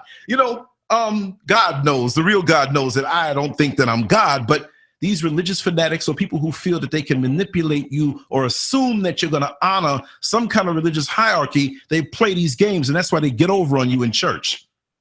That's why brother so-and-so, who, if, and I'm going to say it the street way, he can get in your house as brother so-and-so. I'm speaking to the young ladies. He can get in your house up in the, deep in your sanctuary under the guise of being a church brother. Nigga on the street, he wouldn't make it past the front gate. So they use these things to get in. I'm sister so-and-so from the church, and sister so-and-so was gossiping. When I went over there, he had a lump in his pajamas. It looked like a baseball bat. I'm going to have him come over and hang my ceiling fan. Praise the Lord. And if he wants to lay hands on me, holy, holy, holy, merciful and horny. Be real about things. So people tell, man, you so raw. It is what it is. I see the manipulation. They come on the bus with that. I got crackheads who come on the bus. Praise the Lord. Come on, Negro, please. I'm not giving you no free ride. And I give a lot of free rides. If you miss, you lose your card, and I know you work. I can see you going to work, or you're not trying to play me. Things happen. I have no problem with that. But I'm watching you sit down under a tree in front of a liquor store, and you begging, and you collecting money all day, and you drinking all day. You sit on one side of the tree, and you piss on the other side of the tree. Daggone Fido comes, I can't piss over here. This is human piss. And at the end of the day, you come here, hey, man, come on, brother. Hey, come with that brother stuff. Hey, bro, help a brother out, man. Yeah, man, black man, my brother. Hey, man, this man here around me, Malcolm, man, for rocking. This man always speaking truth. Don't stroke my ego, man.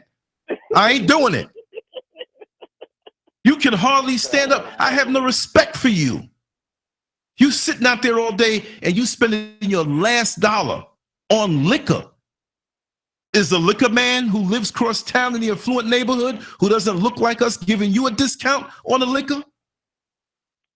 But I don't have no, look, do you have a job for me if I lose my job? Well, I'm not, man. Come on, man. We brothers got to stick together. Now, how can I vibe with you and you on a whole different wavelength, killing yourself? And they want to get humble because they're trying to get there. Yeah, man, you right. You right, man. You right. I need to do better. Figuring like he's playing his mama when he was younger. Yeah, I did that. Trying to avoid the whipping. No, you still walking. Whoosh, and I'm gone. And he's sitting there. Damn. And I go down to the depot at the end of the night and drive my car past the place. He on the bus stop sleeping. And I see him the next day with the same clothes on, drinking all day. Deception, man. But these agents use it the same way because they try to understand your rhythm.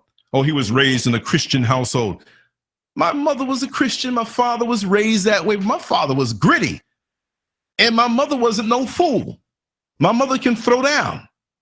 And she was raised in that. So all of her butt whippings came wrapped with Christian jargon.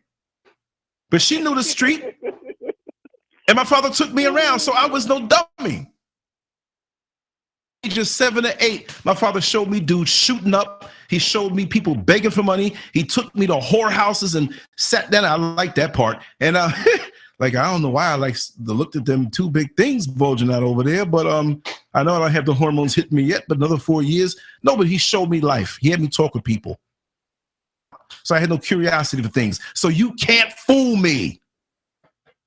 And I'm not curious of what you can do. You can't titillate me.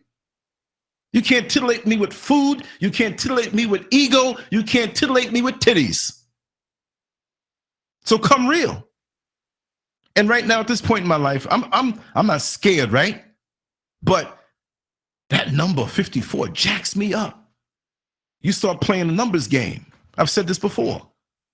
54 plus 6 is 60. Me, 60 years old in 6 years? In 1 week? In 1 hour and 4 minutes?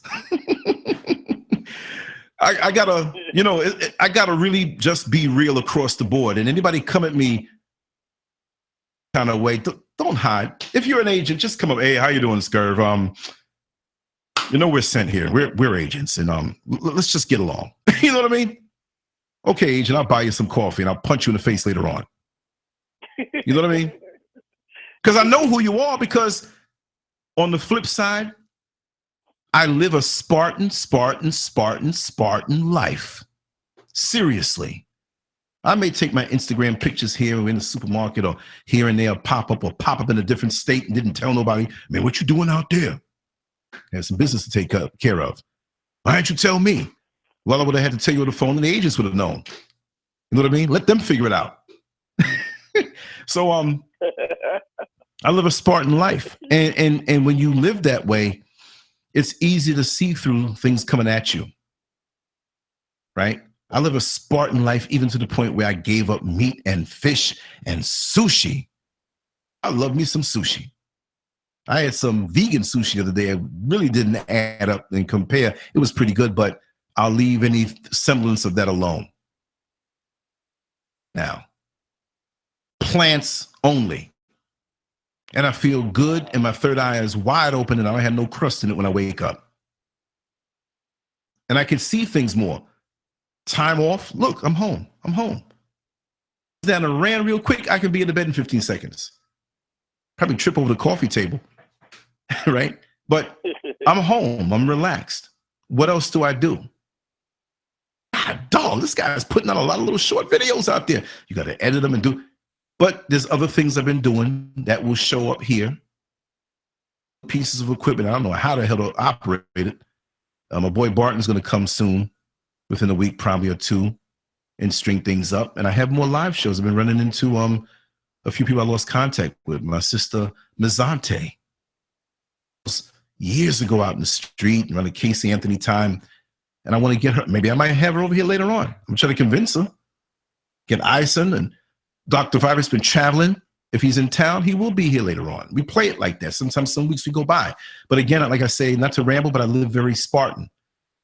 Someone else to clock me that way when I'm watching. I have nothing else to do.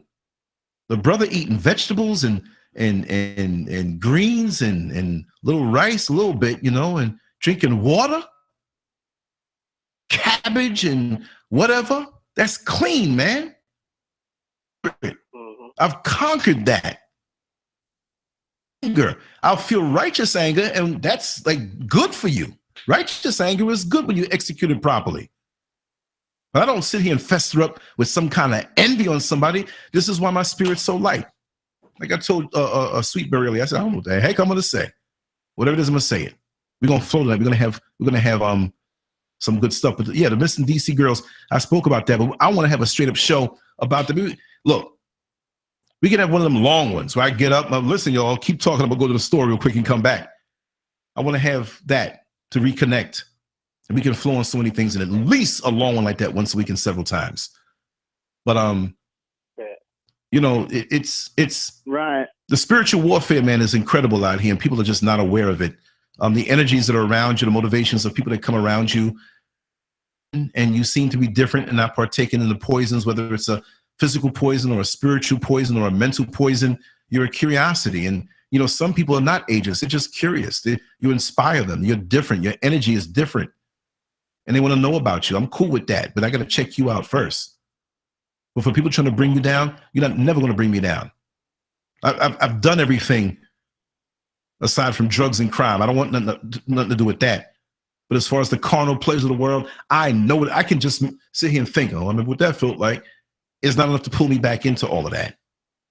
So this is what I'm all about now. The best is yet to come, and I'm going out in a blaze. You know what I mean, on a righteous level, because this world doesn't titillate me like that anymore. So I just want to be about truth. Right. So I have a comment thing you do where you go to the store and you leave the show on. Sometimes I notice a lot of people, they have a hard time keeping up the pacing of the show because we're so used to you jumping in, and we're so used to the rhythm of the show when you're on it that a lot of people have a hard time keeping the show up. Right. When you leave the show and you just leave it on. I notice there's a lot of blank spaces in there. Wow, so that's something, right? You'll like the horses when you run on the back going whipsh, whipsh. And you jump off to like, he ain't here. We can chill. You know, I know. Right. So you have like a 5 or 8 hour show, and they'll have lots of blank spots in there. Like there'll be parts where it died down, and people will be like, "Is anybody on the line?" Yeah, yeah. See, and that's not good. That's not good. It's best if you lose the energy to keep going until. But if I leave, and I really don't want to do that. Like the time when I would go pick up my friend there, the most dangerous Jamaican, and I left him, picked up, and came back. And for somebody, it's not about them, you know, and we got to see him in front of the screen, because I talk a lot, but I get people roused up, and I'll be here and just chill and let y'all do it. And if it needs to pick up, I'll jump in again. Hey, you know. Hey Lance, let me say this though. Yes. I remember one time I was on a show you left.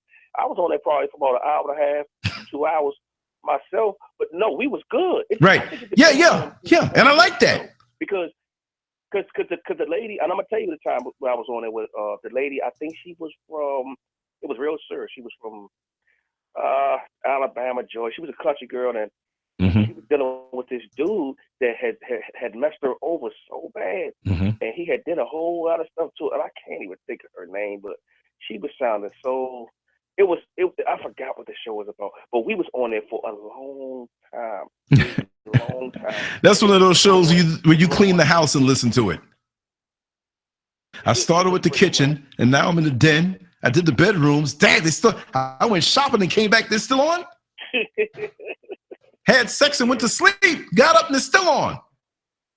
I just think it's who's on your show. You know who you can leave on the show and keep it going. And Yeah.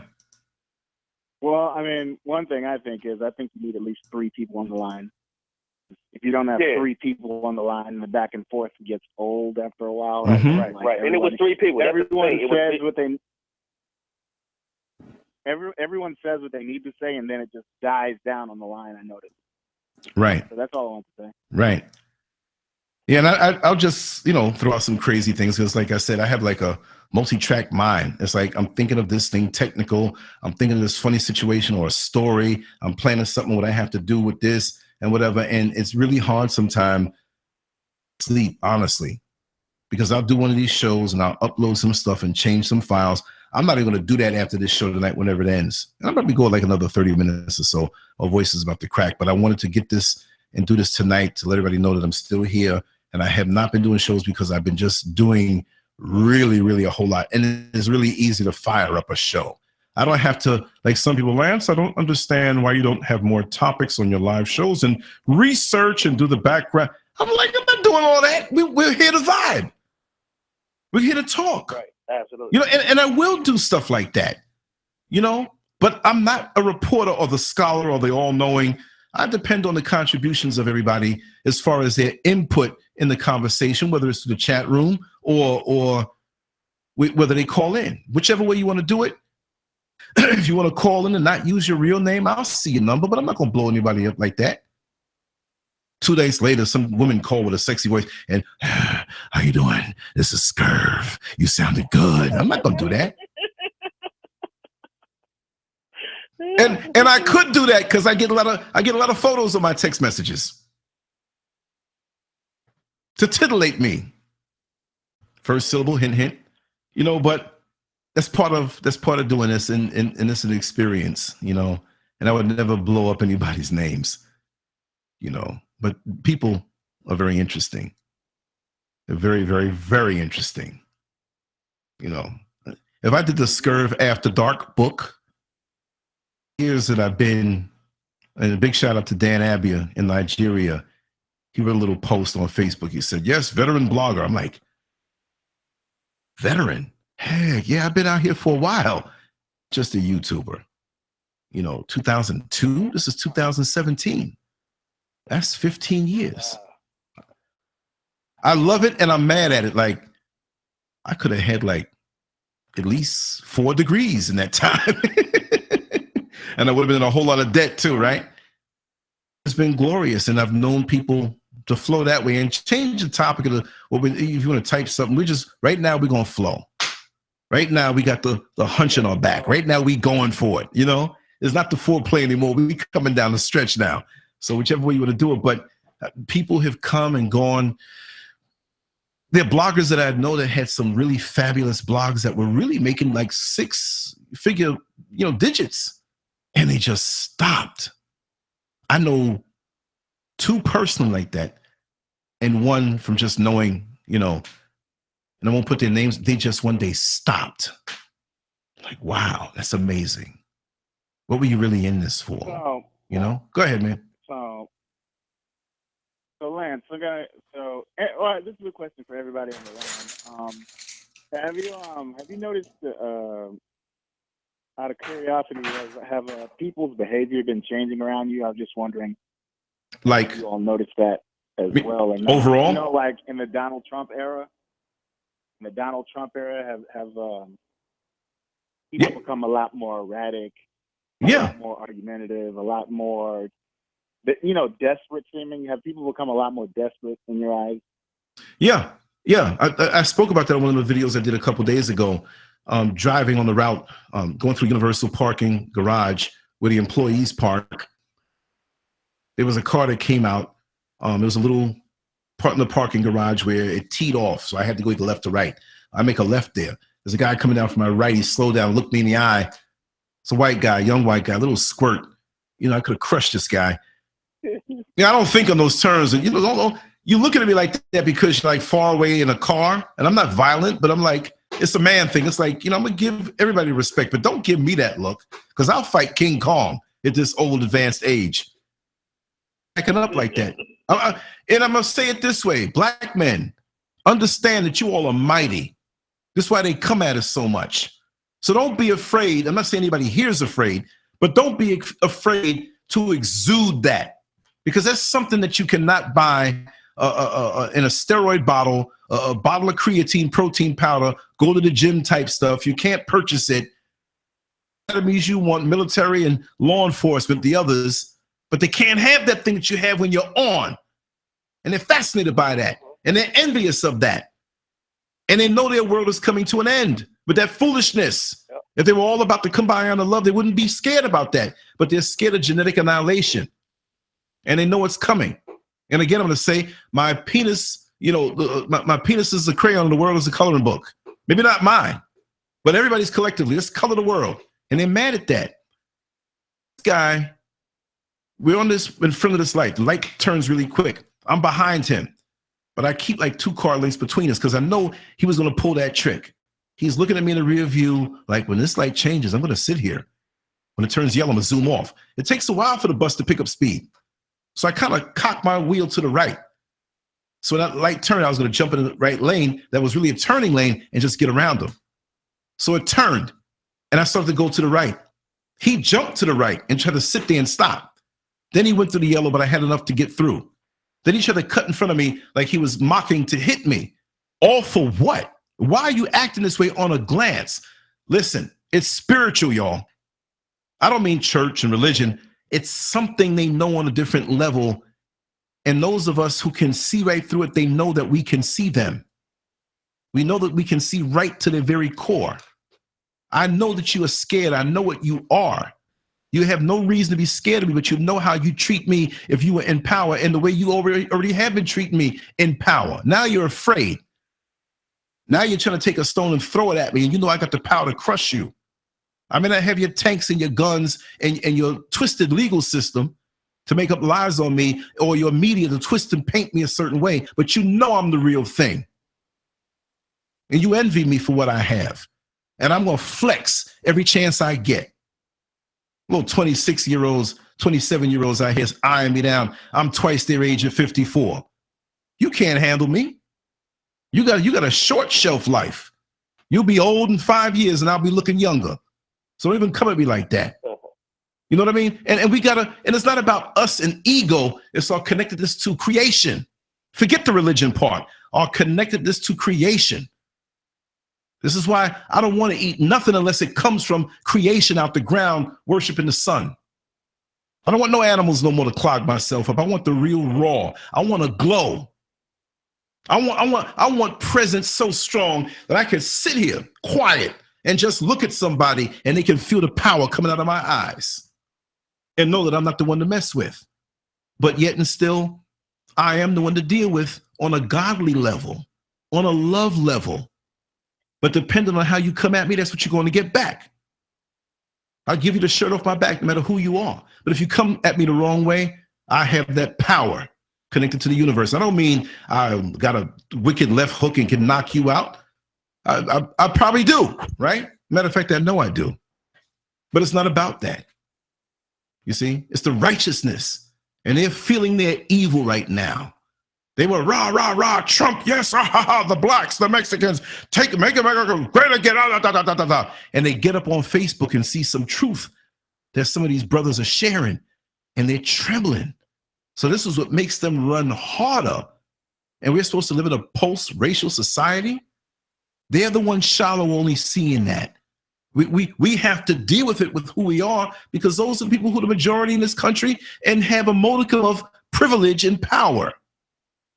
So don't get mad at me. And like I said before, don't get mad at me if I know how to navigate your system that's not going to give me any favor, but I happen to live quite well for a blue-collar guy. It's not the money, it's the discipline. It's knowing how to make do with what you have. I have a wife who can go out in the woods and cook a meal better than anything you can buy or purchase at an expensive restaurant. She'll go out in the woods, give her an hour or two. She'll dig something up, pick something, do this, rub two stones together, make a fire, and you be like, I like this. Where'd you make this from? Right? So how else can I go like that? I've been blessed that way, so I have to use that to share this with other people. I'm going to be getting, once a week, really getting into the whole vegan thing, not preaching.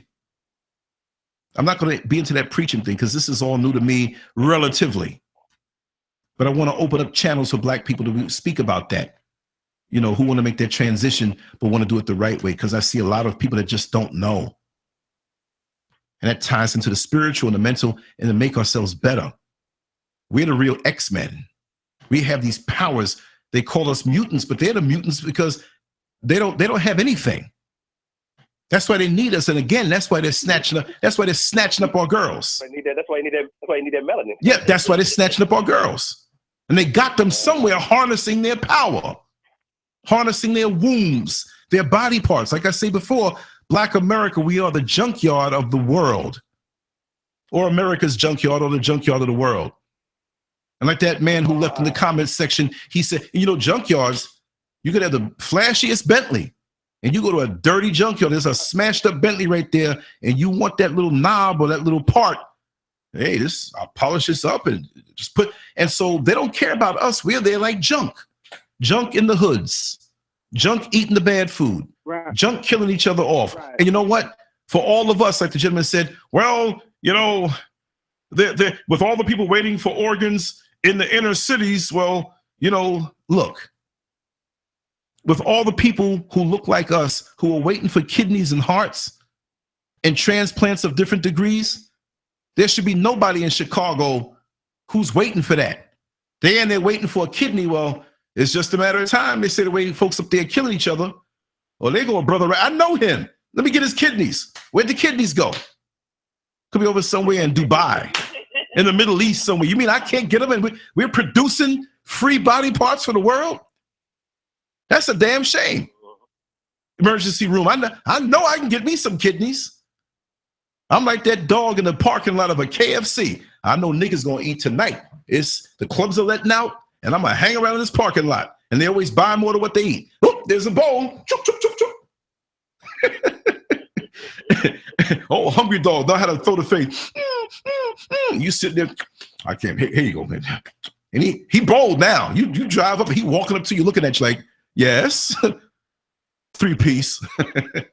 So, yeah, there's enough organs floating around up there. Why are the people in those neighborhoods, whether it's Chicago or Orlando, because Orlando is worse than Chicago. And I've said it before, I'm going to say it again. Orlando is worse per capita than Chicago, because last year, Chicago came in low, between 1 to 10, the top 10 with the most killings per capita, per 100,000. Orlando was number 2, but they don't tell you that. because we have a thing called Disney. We have a thing called Universal. We have a thing called tourism, and that business cannot be tainted by the local niggas that live there, that come into these places to work. Because you got some sisters that work the fast food joints in the tourist area. They ain't taking it. They got attitude. They know what they got to go home to. And this rich white person comes and they have an attitude. I'll lose my job up in here. You're not going to talk to me that way. And they see, she has violent looking tattoos, gang related. We better exit the premises and go down where we can get another meal safely at Perkins. Right? Yeah. Yeah, but it's worse. We don't have the numbers, but pound for pound, we are worse per capita. You take 100,000 slice out of Chicago and 100,000 slice out of Orlando, mix the numbers up. Last year, we were number 2. And there are other cities who are worse than Chicago, but they're picking on that because that's the black hub of consciousness, like certain parts of New York City are, right? There's so much melanin there. We've got to paint it that way. Go ahead, Jack. So, before I change the subject, I was wondering, have you heard about the neighborhood Disney is developing? And it's going to have 24/7 concierge service. It's going to be on a lake. Starting price for the house is $2 million because I was looking at them. Mm-hmm. And in fact, you can pull up the website. You looking to buy one? Hey, bro, you can loan me $100,000. I'm just playing. We need to move Scurv Media Studios over where you are. I can see it now, like Scurv Media Stadium. Go ahead, man. Right. No, I mean, you got to see this thing, man, because I really think it's the ultimate neighborhood. Well, see, neighborhood that I've seen, because because the neighborhood's going to be on the lake, and on the lake is going to be a 5-star hotel that's open 24/7. So you can just call up concierge service 24/7. You could go to the resort, and if you live in the neighborhood, you get Disney. Is it Disney World or Disneyland? You know what? I don't even know. I live here. I'm like 15 minutes from it. I don't pay it. I don't do the bus routes there. I don't even go there, really. I've been down here since February of 2001, living here. Officially April of 2001. And I've never been to Disney proper with the rides and everything like that. I've gone to downtown Disney, which now they call it Disney Springs. And it just doesn't give me the same buzz as walking through Midtown Manhattan. But when I want that people crowd feel, I've gone there, but it's artificial. My thing is you get a chance to meet people from all over the world because this is supposed to be the #1 tourist destination, family friendly. Las Vegas is up there, but Las Vegas is the only place in America that has more hotels than Orlando.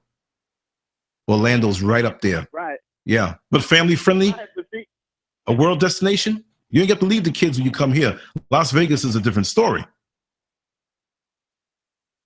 Right. I mean, but the interesting thing I found about the neighborhood, besides it being so fun, is that it's right next to the Disney park, and on top, so you can go there anytime. I think Disney, on top of that, they're going to have their own, what's it called, neighborhood housing authority. Is that what it's called? Yeah. Well, Disney. This is a picture that I always wanted to draw, which will explain how things are down here in Orange County. And Orange County is the county. Orlando is the city. It's all mixed up. You make the wrong turn, you're in the county. Or you make the wrong turn, you're in the city. Orlando police. Orange County Sheriff, Winter Park Police, Apopka. It's confusing down here up in New York. NYPD, that's it. County. Walt Disney bought up so much acreage. I don't know the proportion, but it's like dent. And he's not with us. He's dead now. But they didn't even put a dent in the amount of dead open space and land they have. There's so much more to come. And I remember speaking to some older and down to people who are my age who are like, Lance, this neighborhood, we used to take our dirt bikes and ride through here. And it was nothing. We knew it was owned by Disney, but they didn't start building yet. And we used to come through here and ride for miles and miles and miles.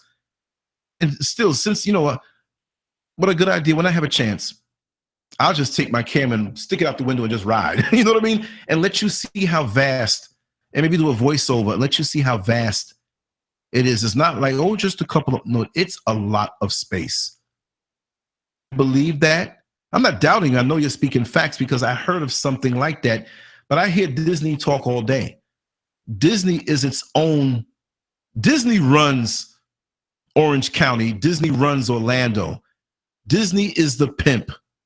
And the picture I wanted to draw was a picture of the mayor, Buddy Dyer, who I know he don't dig me too tough. I'll tell you about that. And this pimp is holding Buddy Dyer, the mayor, who's supposed to have more power, holding him by the ankles, shaking him, talking about, you know, B word, B-I-T-C-H, make sure you give me all my money. And the pimp is going to be whoever's the current CEO running things at Disney, and he's going to have some clip-on Mickey Mouse, you know, with a pimp hat, you know what I mean, and a big coat. And I'm putting the mayor, you know, he's going to be in his little stockings and garter belt and stuff like that, and shaking money out. Basically, they run things. Business here. They built that soccer stadium right there in the Paramore area. It's completed. They're having games right in the hood, which is 3 blocks away from downtown, there, as they usually do when they have a hood. But they want to grow, so we're pushing you Negroes out of here. So the sad part is, you ever see how it'll rain in the wild, like on a nice flat piece of rock or on the ground, and you have these little puddles. And in the puddles, you see these little tadpoles. They can't go nowhere because the puddles dried up. There's not one big body of water. So you'll see the soccer fans right there, and right across the street, you'll see remnants of the hood. You'll see those 15, 20 people, hey man, so-and-so, what's going on? And they're not even aware of what's going on. They're looking at it like, this is our hood, you came here. The buildings are being torn down. They're building up schools. They're pushing. For those people who know here, like I know it, because I drive the bus here. I'm a New Yorker, but I adopted this place. They are working hard to push black folks out. But these are black folks who, on the other hand, sorry for some of them. I'm not in favor of the gentrification, but, you know, if you don't use it, you're going to lose it. And many of these individuals have not planned or focused or took over the properties as they should have when their family leaves it for them, or they're renting forever. They don't go to the community meetings to know. There are communities here that I'm not even a part of, and I get a call. A lot of people here on a local level, a political level, hey, Lance, man, just you want to come by? I'm like, I'm not doing nothing. Sure. I'll go. And I'm sitting there listening to what they propose for another neighborhood. I like to be at those things. I'm sitting here like almost bored, but I'm there. And you meet people and you know people. So this is why, for me, going back to the other thing, when we have our agents, folks don't know who I'm connected to. Y'all remember a couple months ago, Brother Vibrant Muhammad called me up. Welcome, Brother Lance. And I'm rubbing this stuff out my eye. What's up, man? You want to do a show today? Yes. I'm going to be a little later, but I have Brother Akbar with me. Akbar's with you? Room was dirty. I ain't washed. I'm funky. Man, I took the quickest shower straight. Mrs. Scurv was still saying, I said, listen, sweetheart, please, you gotta help me clean up. Akbar's coming. Yeah. So when they see, they say, how you get him over there? I've met him before. I've gone to rallies and different things in different parts of Florida where he speaks and it doesn't get much press. I've interviewed him when I was on Blog Talk 2 or 3 times. That was a treat, you know. And there will be more times like that. And there are people who haven't come around that I won't even put their name out and look stupid. There will be some shockers that'll come here. That's what it is. I'm at my peak now, 54 years old next week. Why not? Look what I stand for. Look at all the people who are here listening and contributing and talking. And on that note, being the fact that I'm a vegan, Brother Dave, Coach, whoever else is on, I'm going to have to step away. But because I'm not a media, it won't be long. So I'll be right back. If you can read between the lines. You got me? Got you. Got you. All right. Let's not have no gaps. Keep talking, y'all. So, See, there's a way of saying things without saying it. You know exactly what I meant. I'll be back. Right. So what I wanted to get to was the fact that this neighborhood practically has its own Disney police, which really I find fascinating. And so it's going to be a Disney Homeowners Association, Disney police, neighborhood's going to be on a lake, 5-star hotel with a resort with jet skis and everything on it. And so you can go in the lake, you can jet ski, concierge service at this 5-star resort hotel that's going to be in the neighborhood. The hotel's going to be in the center of the neighborhood. That's in the center of the neighborhood. So it's going to be a dope ass neighborhood. Wow. $2 million is the starting price for a house. You got to see it. They have a website for it. Just I think you could type in Disney neighborhood on Google, and it'll pull it up. I don't know the exact name because it's been a while since I saw the website. Okay. But they have housing layouts. They pre-make the houses. They got them laid out, but it's $2 million starting price. $8 million is the max for a big house, and I believe the $8 million houses, they come with a courtyard in them. In the center, a small courtyard. So if you want some dope ass houses, but remember you'll be Disney police, and then on top of that, what they do is the neighborhood is actually on a schedule. So check this out. So like, yes, the neighborhood's on a schedule. I should say calendar. Okay. The neighborhood's on a calendar, and so every holiday, what they'll do is they'll decorate the streets. They'll have ribbons and trees and decorations, and then the neighborhood has a parade with the Disney characters coming through every holiday. So 4th of July, there's always a fireworks show. Christmas, New Year's, going to be a fireworks show, and there's going to be a Christmas themed parade. And it's basically like you're living in a dreamland, and that's essentially what they wanted to create. But what amazes me is the amount of engineering, amount of thought that went into this place. Honestly, I'm not gonna lie, I probably want to live there. You talking about the Disney spot? Yeah, the Disney spot. I would probably want to live there if I could. That's like walking into trust me, I don't know. It sounds perfect. I understand, and it would be for all intents and purposes. But to me, there's like an unspoken underlying rule. You walking into the land of the agents when you're there.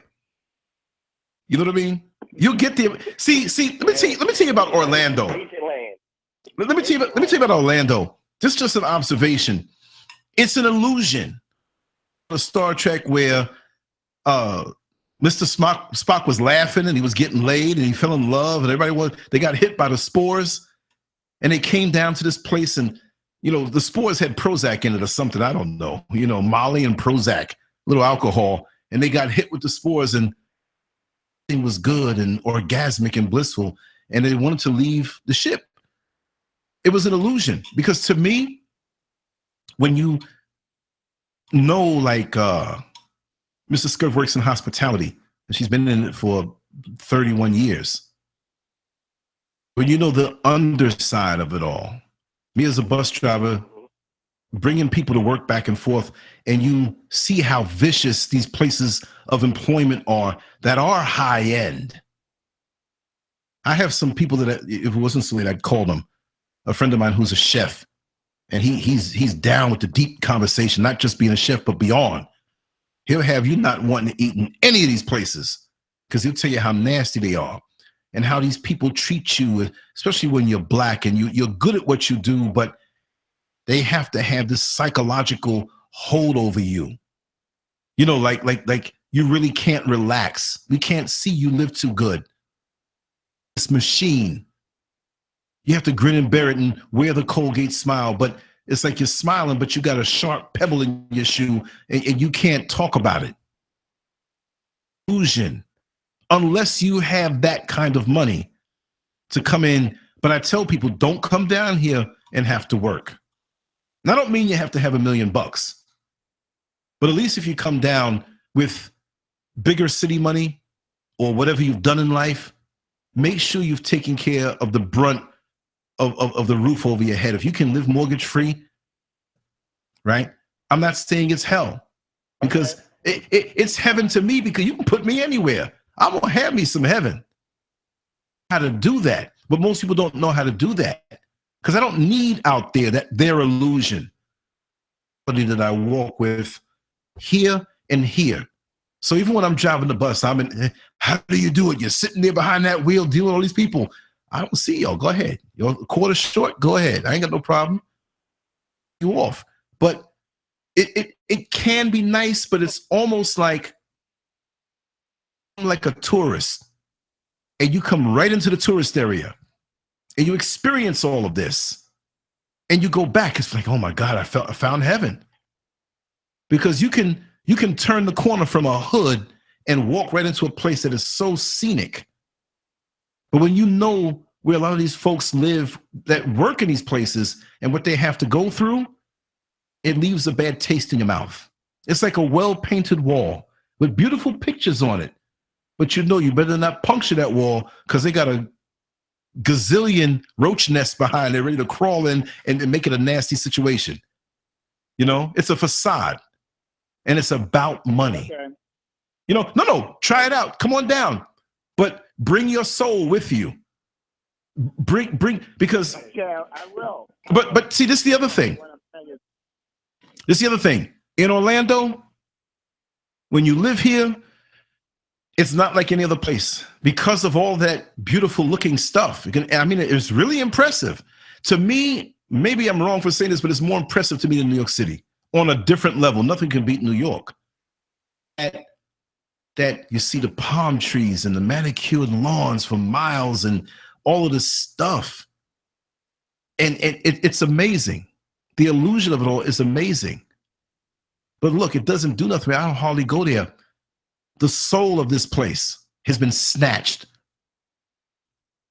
Are defeated not because they're weak, but because that's how the system here goes. You don't get too many friends here, people, but I'm sorry. Yeah. You want to repeat that? I didn't catch that. Oh, you don't get too many friends here.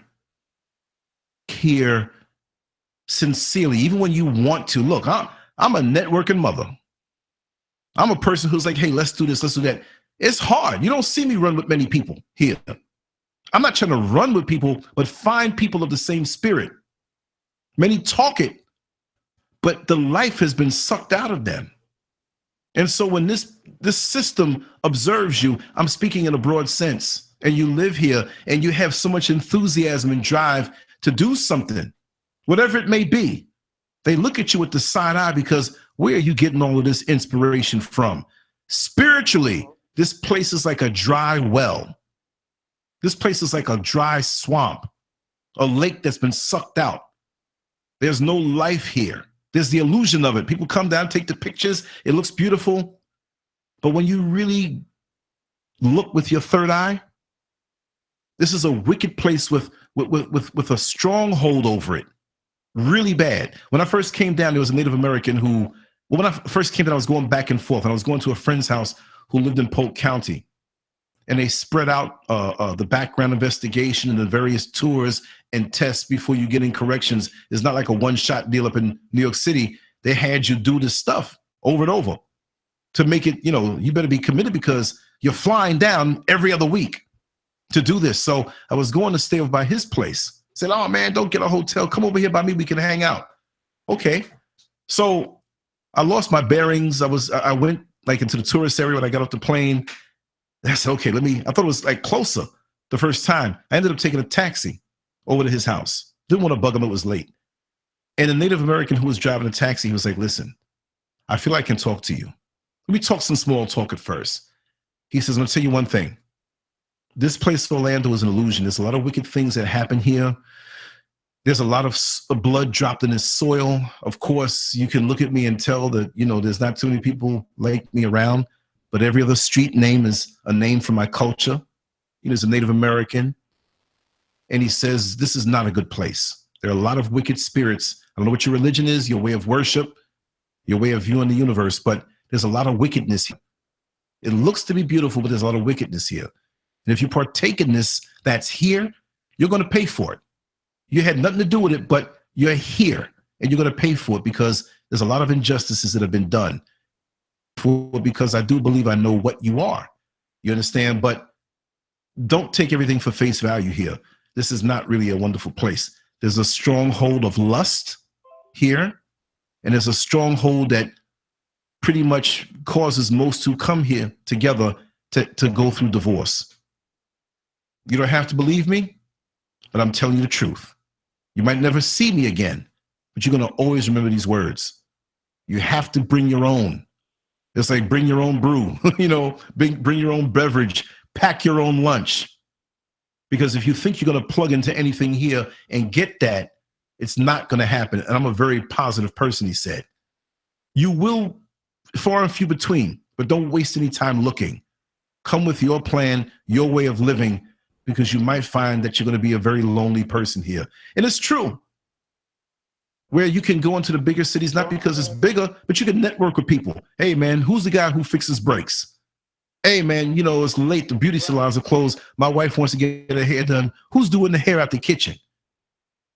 Here, they don't tell you nothing. You're on your own, especially when you're a New Yorker. Right. So what I hear is, I know Florida came about, or at least reached its prime in the 70s and the 80s with the cocaine wars and everything like that. And that's what brought the majority of the money through. But like Florida is also evil spirits. Florida was a lot of place when the Cubans came through. They brought a lot of Santeria with them, which is basically Cuban voodoo. Yeah. That's big here. And, you would find that's where all that spiritual stuff is coming through. That's why I think you have a lot of weird activity down there, is because Casadega. There was a Google it.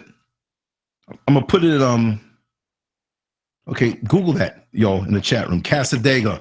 Cassadaga, Casadega, Florida.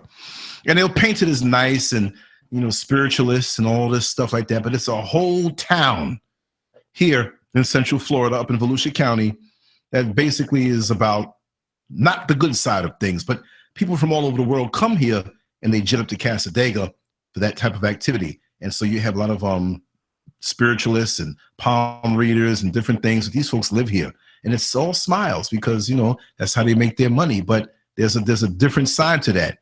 And years ago, I didn't go through with it, but I was having a home built in Deltona, which is the exit before Casadega. I was going up there, and it was late at night, but I wanted to go up there because they told me that they were at a certain point of building, and I was off the next few days. I said, I'm going up there anyway. So I went by myself, the exit, and had to go into Casadega. And all I can think of was like the theme from X-Files. I'm driving in the car, I'm looking in the back seat, I'm like, put the light on, I don't want to see a head looking at me.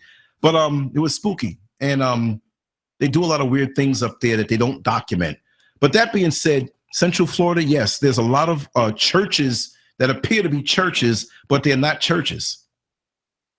There are a lot of white supremacist situations that appear to be that, and there are a lot of occult activity, lots of it. I mean, lots of it. As a matter of fact, I'll go out on a limb. From what I can see, there's more occult activity here than anything called Christianity. Even though we know the bogus fake Christians out here, I'm going to always be a thorn in their side. But these folks are serious about what they do. Go ahead, man. Well, Walt Disney was a Rosicrucian. Well, the Rosicrucians. Rosicrucian, yeah. Claim that Walt Disney. Yeah, they claim that Walt Disney was one of their members, and that's why you see a lot of this hinted at in his fairy tales and his movies. Of course. A lot of people don't know fairies. A lot of people don't know fairies are real. Like I used to have these. I just thought it was that gay dude on the block that had a pink kerchief around his neck. But go ahead. Right. No. I mean, I used to have these girls that I grew up with. We were friends, and they would take these pictures, and what they would show me is they would show me how they would go into the forest and they would talk to these beings. And hello? Yes, we here. Keep going. Mm-hmm. Okay, I think my battery's about to go, but anyway. Oh no. No, I got a plug though. Oh, okay. But they when I was growing up, there was these girls I knew, and they would show me these pictures of these different beings they would talk to in the forest, and one of these beings they would talk to was a fairy. And it looked like a firefly, but it had a human shape with wings, and it was small, like the size of your hand. Mm-hmm. A lot of people don't know fairies are very real.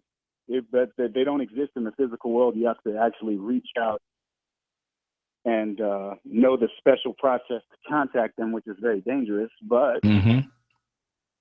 There's people who do that. You intrigue me, Dave, because you know a lot of things, and you go right to the edge. And I'm not saying to explain it, because like you said one time, there are many doors to open, and most people would not want to open those doors. And I was thinking about that while I was driving. Trust me, even if we don't have a live show for a while, or we don't speak for a while, I still process a lot of things that are said on the show, because I have all day to drive and think. And you're so right about that. And I want to ask you about something along those lines that happens to me frequently. But go ahead. You're talking to Dave, right? Yeah. So, I mean, these things, they make it in the storybook. They make it into mythology, lore, but a lot of people don't realize is that these are very real things in very far away places that the normal person cannot go to or see. And so they honor these beings by putting them in storybooks and writing storybooks about them. Sometimes even the villains are very evil people in the realms of where heaven and hell are, and so, you have to, I mean, it's a very interesting subject, but, like I said, where was I going with this? The fairies blanked your mind out. Yeah. But, it's, Walt Disney. Yeah, Walt Disney was an occultist, believe it or not. And, yeah. So I can understand why Florida is. Plus, Florida had all that Cubans with their Santeria, which is Cuban voodoo, things like that. And as you know, I dabble, but honestly, I'm at home with it. But I would never really want a normal person to go around doing that stuff. Right. So, well, tell me this. Like, you have an awareness that is a little more expanded than the common person who may say, okay, I know there are things out there, but I don't know. And I'm not going to ask you to be specific, because like you said, there are things that you may not want to encourage people to dip and dab in, because they may not be able to handle it. Right. But those things, and I'm painting it with a broad stroke, touch us every now and then, where we kind of realize that life is not just this little bubble that we think it is. And I've spoken of many of my experiences and stuff, but one I seem to always have every day, not every week, at least once or twice a month, unexpectedly. And I know I'm a deep thinker, but ain't nobody a deep thinker like this. And it happens most of the time when I'm driving the bus. And there are a lot of spirits that come around me, but people who are attracted to you for some reason, just odd reasons. And I had a very different experience the other day for another show, right? Or maybe I'll do a video on that.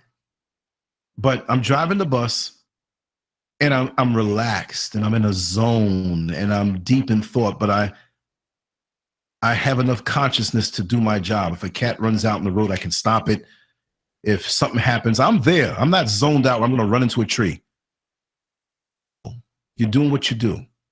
It's like watching TV while you're cooking. You're watching them eggs, but you're watching the TV too, and you're watching out for this. And you're juggling. But then all of a sudden I blank out. Blank out. Blank out for what seems like a long time. But it might be 1 second, 2 seconds tops. Not even 2 seconds, a second and a half.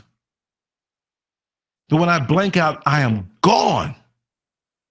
And then I come back. And then when I come back, I'm like, oh my God, how long was I gone? I don't say it that way in my mind, but that's the feeling I get. And I have the wheel in my hand. It always kind of happens around Universal City Walk, where my bus, when it goes into the City Walk area to drop off people to take the escalator up and go there, it's a loop. I'm saying this for a reason. The inbound trip goes in the same way and comes out, and it's one stop. The outbound trip goes in the same way and comes out. I'm coming out of that loop after I pick up or drop off in the City Walk area in Universal. And when I'm coming out, this happens not at the exact same spot, but within a half a mile. But I don't know for a second whether I'm going inbound or outbound. And I, to myself, panic like, okay, let me think hard. You know, I look up at the sign. You know, you have the sign outside, but you have it how we program it on the inside. And it says downtown, you know, Orlando. Okay, I'm going inbound. Or it may say Turkey Lake Road, Dr. Phillips Hospital. I know I'm going outbound. But it's like my consciousness is snatched from me. And it's like I get to a point of meditation and being so relaxed, because I have a 10-hour day that I usually don't get but maybe 12 minutes of break time that whole time. And I control my bodily functions in my mind, but where do I go? And why does this happen? Okay. I mean, do you have a clue on that? Okay. Yeah, no, I mean, that's an easy one for me. Okay, so tell me about it. I'm about to spit this stuff up. Really? And about the spirit world is that hello? Yeah, I'm here. Talk. Background noise? All right. So if you cut off, man, I'm gonna trace your number and follow and come out the way you are. Go ahead, man. I gotta hear this. What you have to understand about the spirit world is that in the spirit world, time is irrelevant. Time, I know, and what you would view as position is irrelevant, because what you have to understand about time is that time is actually a property of the third and fourth dimension. Okay. Mm-hmm. And so when you're down here, when you say a property of the third and fourth dimension, explain that before you go into that what you was about to speak of. I'm trying to hear that. I'm about to explain it. Okay. We got you. All right. So time is a property of the third and fourth dimension. Down here on Earth, okay, you're in this body. You have a brain, but see, your body and your brain is nothing more than a housing for your spirit. Right. Right. Okay. And so essentially, you know, a simplified version, it goes like this. The room around you is nothing more than a projection of your mind. Is nothing more than a projection of your soul. And your soul is nothing more than a projection of God itself.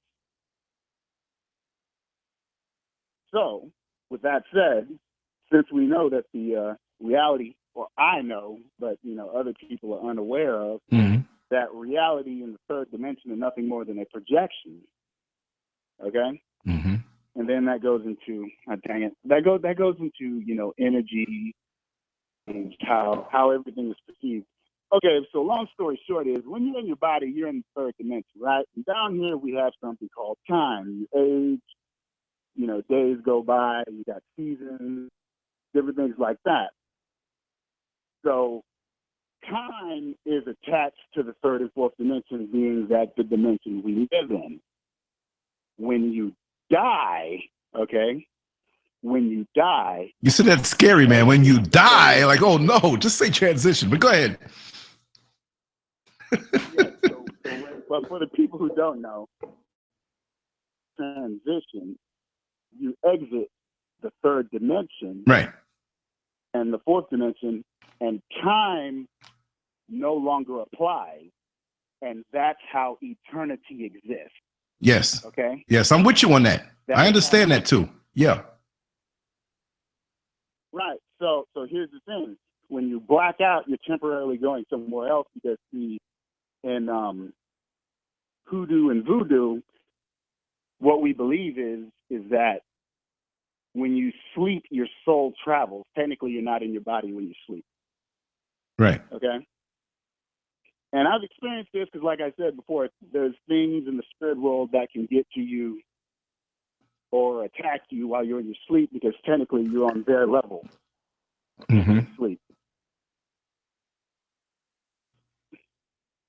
That's why you don't perceive any. That's why you don't know how long you're out. Right.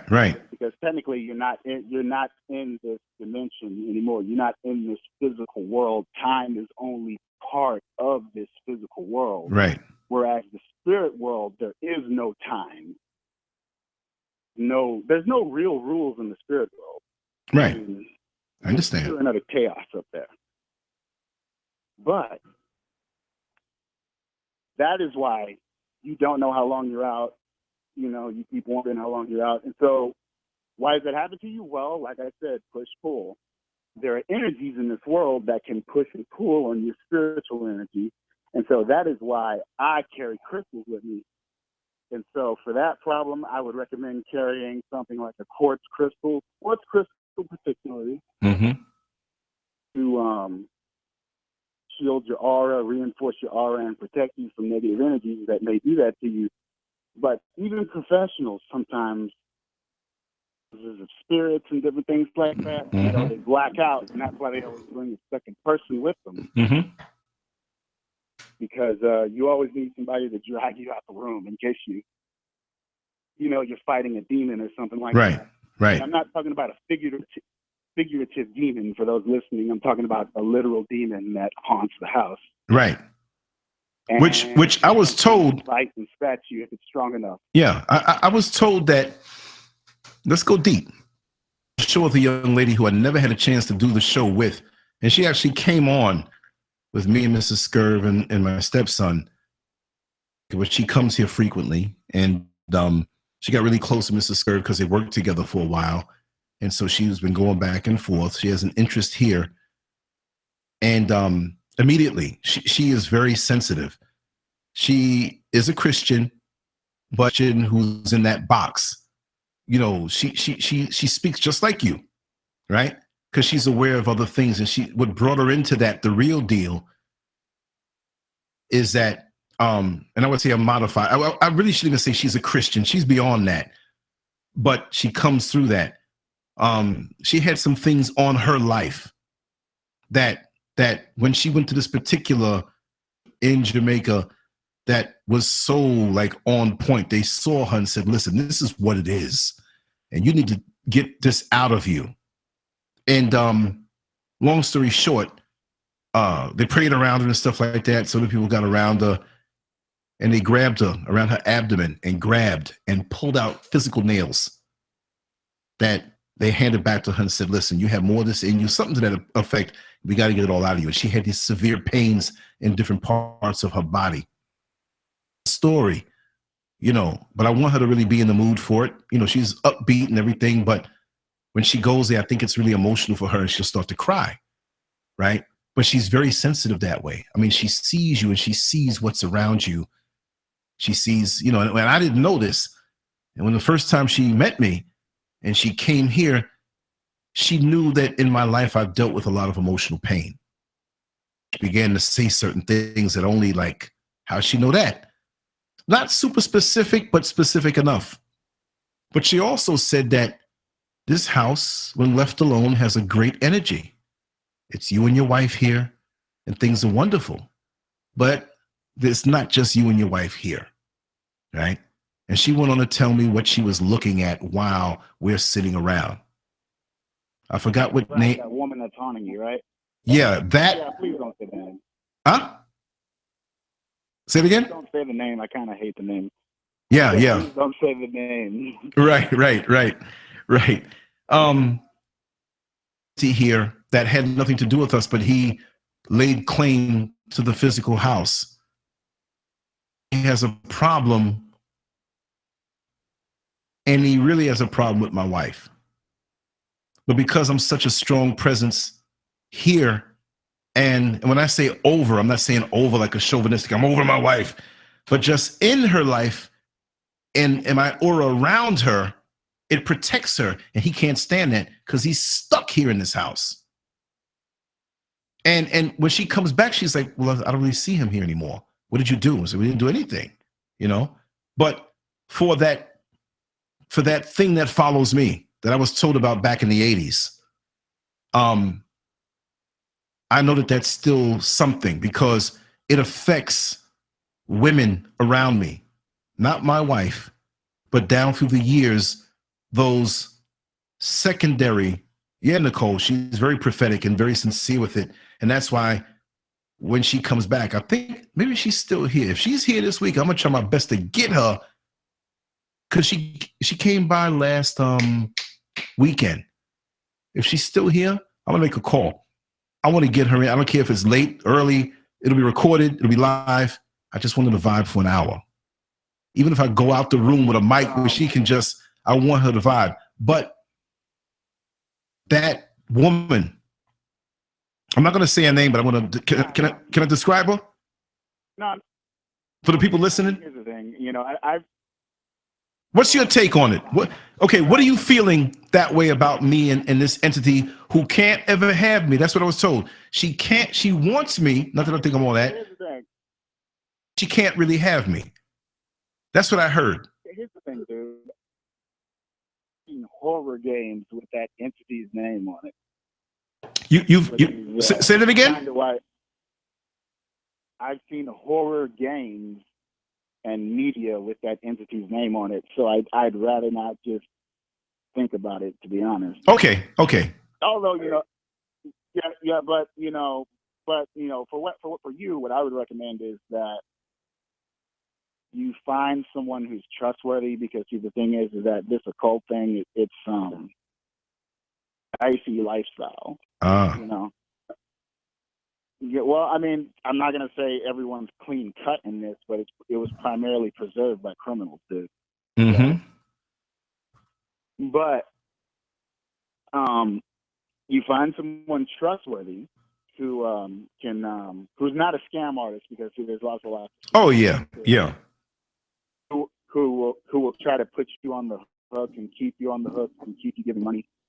But yeah, give someone to give you a reading, and then usually they can tell you what's up, and then after the reading, they should be able to tell you what to do. Which usually, what you should do is, like, usually when a person upsets ghosts or spirits, what they do is to stop the activity and to make it up to the angry spirits. What they do is they give sacrifices to the spirit world to make it up and calm things down. Mm-hmm. And it sounds like that's what would need to happen, but don't take my word for it. You need to get the reading first. Mm-hmm. You're right, Nicole, also. By me giving up and eating this way, it's not just because of that. It's making me stronger, and it's doing something for me, and that's helping. Like with the prayer and the fasting. And I pray, and also I think that this way that I'm eating and I enjoy so much now, more so, it's taking me higher on a spiritual level. And with that particular, the male entity that was supposed to be attached to this house, my friend told me, and I'll call her my friend, I won't put a name out there. This room here. He's like, Lance, why did you pick this room to be a studio? He's very angry about that. And he's sitting right there in the chair with, and I'm like, you're spooking me out, you know? And it bothered me for a little while, because she was so specific, and it wasn't like she could change the story. Months went by and it's always the same. But it explained things that happened here before, back, I'd say around 2012. Don't know why it was happening. I had different people around me who pretty much weren't right, and they were coming at me certain ways. But I don't know if I told you about the stench in the living room around in the morning, 3:15, 3:30, 2:45. There was always this stench that would appear. You couldn't see it. Now, Mrs. Scurv is extremely clean to the point where a lot of folks would say she might have a problem with this cleaning thing because she is so clean. But that's, she's a clean person. Extreme. I'm going to do a video of me eating off the floor. Seriously, she's so clean. But around 3:15 in the living room, I'll say it this way for the people who could see it. Imagine a really huge ball, round. And from one end to the next is about 6 feet. But it's a ball, like a balloon, like a bubble. It's not an actual bubble that you can see, but within this bubble, you could smell this stench so strong. It was like being behind an open garbage truck when you're stuck in traffic and they got to pick up the garbage and you're smelling stink garbage juice, right? Nose from out of it, you don't smell anything. Now, I noticed this stench. It's like, wait a second. It smells when you back up. And I noticed it was in this shape because I'm like, smell it here? Don't smell it. Like, this is a round circle. And it would move real slow. Then poof, it's gone. It might be there 20 minutes, 30 minutes, then it's gone. Around, I'm always up at this time, right? So I'd walk around. Like before I go to sleep, I always walk around the house and the yard, look around, peek down the street, any cars being, parked or whatever. Might be somebody by the mailbox getting some head. Well, I'm not going to bother you. Enjoy yourself. I'll come back in. But that was strange.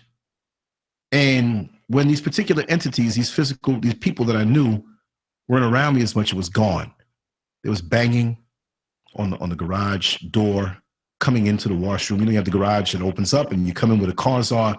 You have that next door, then you have the washroom. Well, something was in the garage banging on the door like it was out there looking to come in when I wasn't here and Mrs. Scurv was here by herself. And she called me up very upset because I'm hearing the bang in the background and I flew here and I'm ready to do work and there's nobody here. And those weird things like that, and her extreme headaches and sometimes the nightmares and waking up with scratches. Same thing with me, but more so her with the scratches. She works out in the yard a lot. And when I know, like when she comes in from the yard, because we know when she wakes up, sometimes she has these scratches on her. Okay, after you shower, let me check you out. Okay, no scratches. You go into bed and wake up. A little skinny scratch here and there. It's like, where'd that come from? Did you get up to go to bed? No. Well, I didn't scratch you. My nails are real low. It's strange. One day, she was in the backyard, broad daylight. She's a country girl, Catherine, Jamaica. She's seen it all. She's not afraid of soil and the dirt and the bugs and stuff like that. She'll pick off a fruit, knock the bug off, and put a little saliva, wipe it off, and eat the fruit. One day I'm inside here in the dining room. The screen door, the sliders open. We have a sun porch in the back. And she's back there just doing her thing in the garden. That's her meditation. She'll be out there for 10 hours on a free day. She screamed. And she screamed so hard. And she's not a scary person. She's very strong. She's slender, but she's all muscle like a track star, right? Screaming. I ran out like, what the heck? I don't see anything else out there. Why would you throw yourself down? It scared her. She saw something in the broad daylight run from behind up under one of the bushes, mango tree, whatever. And it was about this tall, maybe 6 inches, 8 inches. It was a human form with a big ugly head. It ran. And I believe her. She ain't crazy. I'm putting this out there. I don't give a damn. I'm going to tell it real. There are times when I'm here and I feel things. Not as much. There's times even during my show, I'm kind of spooked because I'm feeling things. Letters, there's a window here. That's a window. And when we get the inspection done with the insurance company, I got to dig this window out and put it back. If the battery on one of the, when it breaks contact, it goes off. It's a battery in there. When it starts chirping, I got to cut that sheetrock and go in there and change the battery. Right? When I used to leave it as a window and just drape over the whole LanceScurv graphic banner that I used to put up, and I used to put the black, it was a window, right? And before I did that, and it was as a window, I'm not spooked. Property around here, I used to feel spooked next to that window. I'm sitting here like something's looking at me. You know what I mean? And I'm not a spooky person that way. You know, yes, Sweet Berry, I'm gonna definitely do that. Have a good night, sweetheart. But yeah, I'm definitely gonna do that probably on Monday night. So I have something to talk about on Tuesday. But So yes. The first thing I have to say is Mhm. if you feel like something's watching you, something probably is. Mhm. Yeah, we can hear you saying hello. Just let Jack finish talking and we'll let you come on in, brother. But go ahead. Right. I mean, if you feel like something's watching you, something probably is. Yes. Because, you know, so like for instance, when I last time I was well, just in March I was summoning angels, and when I summon the angels to come down, Mhm. I feel a presence come over me. Mhm. But I don't really see anything because I didn't really go through the process of seeing them. But I don't have to see them to know they're there, because technically, as long as I have the angel's calling card, I can communicate with the angel no matter where he is in the universe. Mhm. Or, out there, wherever he is, in the spirit world, in the universe, spirits, they just float around out there, really. But, Right. they have free will like we do. They do stuff, like we do. Some are just creatures who have no real purpose besides, crawling around. Like in the spirit world, there's lizards and different things like that. They just crawl around stuff and get amused by stuff. And then, you got, your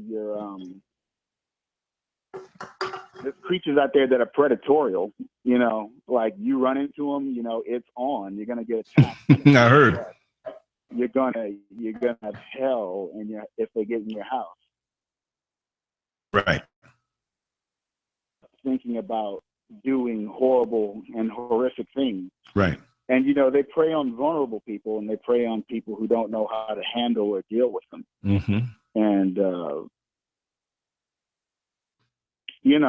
as I was saying, so goes down, I feel them come over me. And, last time I did it, I got this, the muscles in my head started moving, and I could not control the muscles in my head. My eyebrows, they started going up and down repeatedly, and it wasn't me doing it. Right.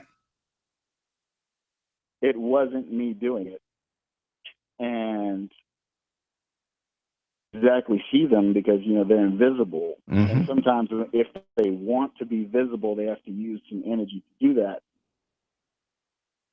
Yeah. If you feel like something's watching you, something probably is. There's many ways of watching a person, many ways of spying on a person. So something's watching you, something probably is. That's all I want to say. Yeah, because the eyesight projects energy. And I've learned that, you see, many people say, well, you're speaking about this stuff and whatever, but it's a science, it's truth, it's fact. It's just that some folks just don't want to go.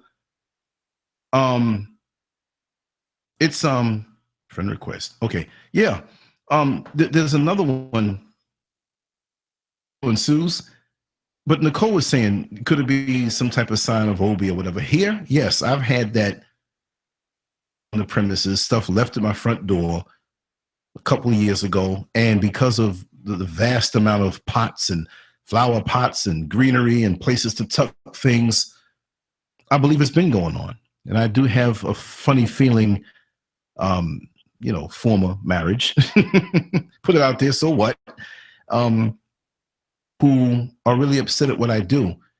There's a young lady that I won't even grant her the satisfaction of her knowing that I'm saying it's her. But there was a woman who was definitely into, and I have to say a little bit of it so they don't get it mixed up. Wasn't nobody I was messing with. You know what I mean? It was just platonic. As I have many platonic female friends, and Mrs. Scurv has radar. She doesn't look, if she's initially looking at the good, I go, y'all go have fun. You want to go videotape? You want to go take pictures? How much I love this thing, right? And it's always worked out fine. And there was someone who basically, through their preferences and lifestyle choices, definitely wouldn't be interested in me. But we did. And so we hung out a couple times. They've been here and, you know, hung out with me, Mr. Scurv, or me solo with her, whatever. It was about the love of the craft. And one day she called me up like she was high or something. And we didn't hang out all the time. It was like once every other month or once every 6 weeks. It was always like the last minute, nothing really planned. And she called me up one night and she was buzzed. She was just kind of out of it, you know. And I picked that up, and you know, it was about this time. It was like almost 6 o'clock. She rung and I picked up. We talked a little bit. She's like, "Oh, how you doing, Lance?" It didn't sound like her. It was uncharacteristic the way she spoke, because she's very articulate, very sharp, very smart. And then she called me back 5 minutes after that short conversation. She cursed me out. And she said, "Lance, I want nothing to do with you." Yeah, it bugged me out, man. I'm sitting up in here, you know. Wow. And Kenneth C. Williams, yes. Let me finish this and I'll really say something about that. But she cursed me out. "Lance, I want nothing to do with you. I don't believe in what you do. I think you're a fraud. I this, I that." I did understand that there may have been a little bit of envy. Jealous of me because I'm all that. No. But because her platform wasn't doing as well as she thought it was going to do. I mean, with me, I'm not saying I don't give a damn, because I take energy and time and make things right. And I'm concerned about the people that I talk with and we really vibe about, "Oh, I got 2 hits or 5,000. I don't care. Because I'm that dude that Carlos will tell you, I'll talk you to death. We will sit out there and talk. It wasn't about hits then. It's not about hits now.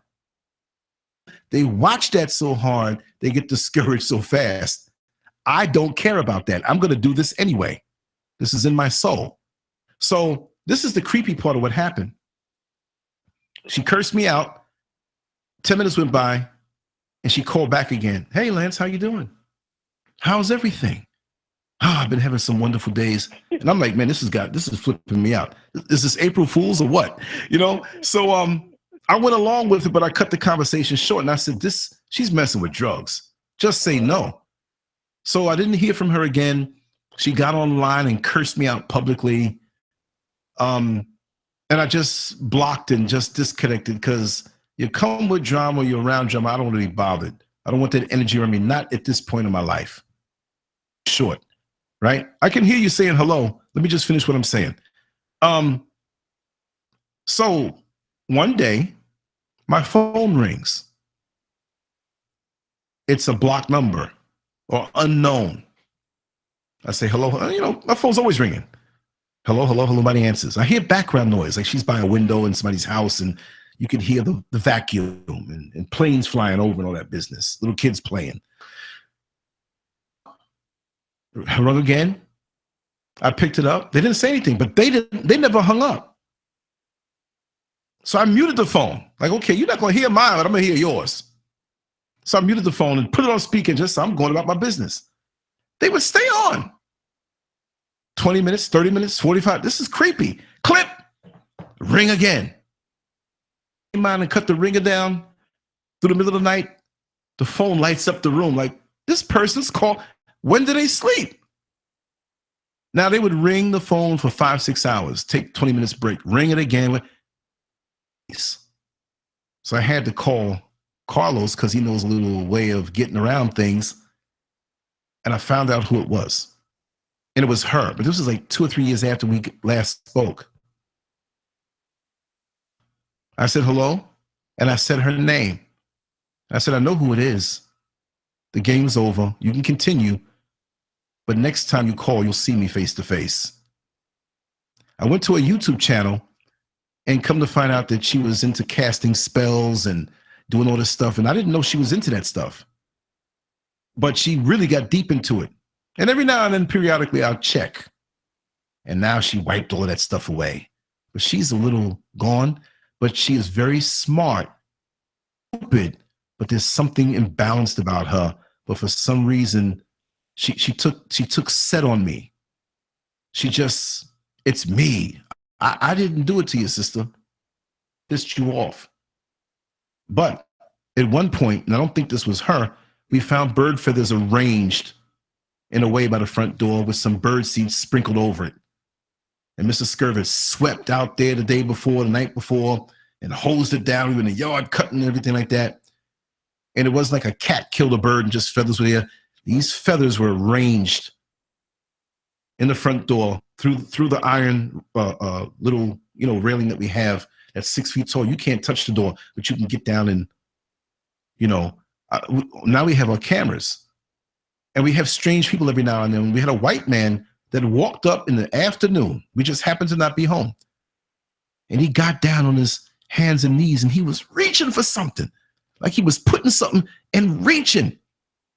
Spooky in the day. But see, you can bend down with all those plants and nobody see you as they drive by, because again, my house is up high on a grade. The driveway goes up, so if you're up there by the door and you bend down and you have the plants, nobody's going to see you. I just walked away and we couldn't see his face. It's like he knew the camera was there right there. We couldn't see his face. I went there, I looked around, I took my time, didn't touch it right away, lifted what was there. His hand was empty when he pushed it under, when he pulled it out. What was up with that? Some old ladies come by and they're looking at some of the pots and they're looking at some of the plants. And I've been warned by people who have not ever been here, like Lance. There's things I'm into, I'm telling you. I've been dreaming about your flower pots, man. I've had 3-4 people say that. Look inside and make sure. You need to take those things from the front. So we're in the process of doing that now. But I'm a target. You can right-click my pictures and put them up on walls, and a lot of spooky things are done my way. So this is why I have to move like this sometime. You all are normal. Right. You all are normal. Hey, look, you're into what you're doing. You're normal. I mean, not normal like a put down, like you're a nondescript, but wow. Is somebody like a piss freak out here or something? What's going on? I'm hearing water. I don't know what that is. Oh, I thought it was that succubus I've been looking for all these years. Wait, Lance. So I have to step out for a bit. Yeah. You can keep going, but I won't be listening. I just have to plug my phone up and have to step out for a bit. Yeah. But we're going to be doing some stuff later on today, man. Like, late afternoon, early evening. Guaranteed. I'm not even going to say what time, whatever. Just like I popped on, we're going to pop on. But I will right before, like an hour before, put it out there. Brother Ison is going to be, like you see, he called around 4 about 2 hours ago. And I'm going to end it another 10 minutes or so. We have a gentleman here who wants to speak, and I've been talking over him. I'm not sure whether he's from Texas or Delaware, but make sure to be here. I will call you before, because I want you here just to remind you if you're not busy. And our live shows are back. I just been really getting it. Like I said, there's a succubus I've been looking for from 10 years ago. No, I'm just playing. I'm a comedian. You keep on messing around, man. You're gonna have one of them succubuses on you tonight. I know. I don't know who you are. I don't like this, but oh my God, no. Woo! Anyway, I make jokes about everything. I'm offbeat like that. But thanks, Jack. And the gentleman who just came on who said hello. I don't know where he went, but he was saying, hello. Yeah, you're here. Talk to us, brother. There you go. Yes. Lance, hi. My name is Steven. Steven, how are you? I'm good. I'm a long-time listener, first-time caller. Okay, thanks. Find me with what point, and give us some feedback. Am I crazy? Am I racist? Am I demented or a latent homosexual or something? What's your opinion of me? But I'm not that. Two number 9. Huh? I can't hear you, bro. I have 2 number 9s. A number 9 large.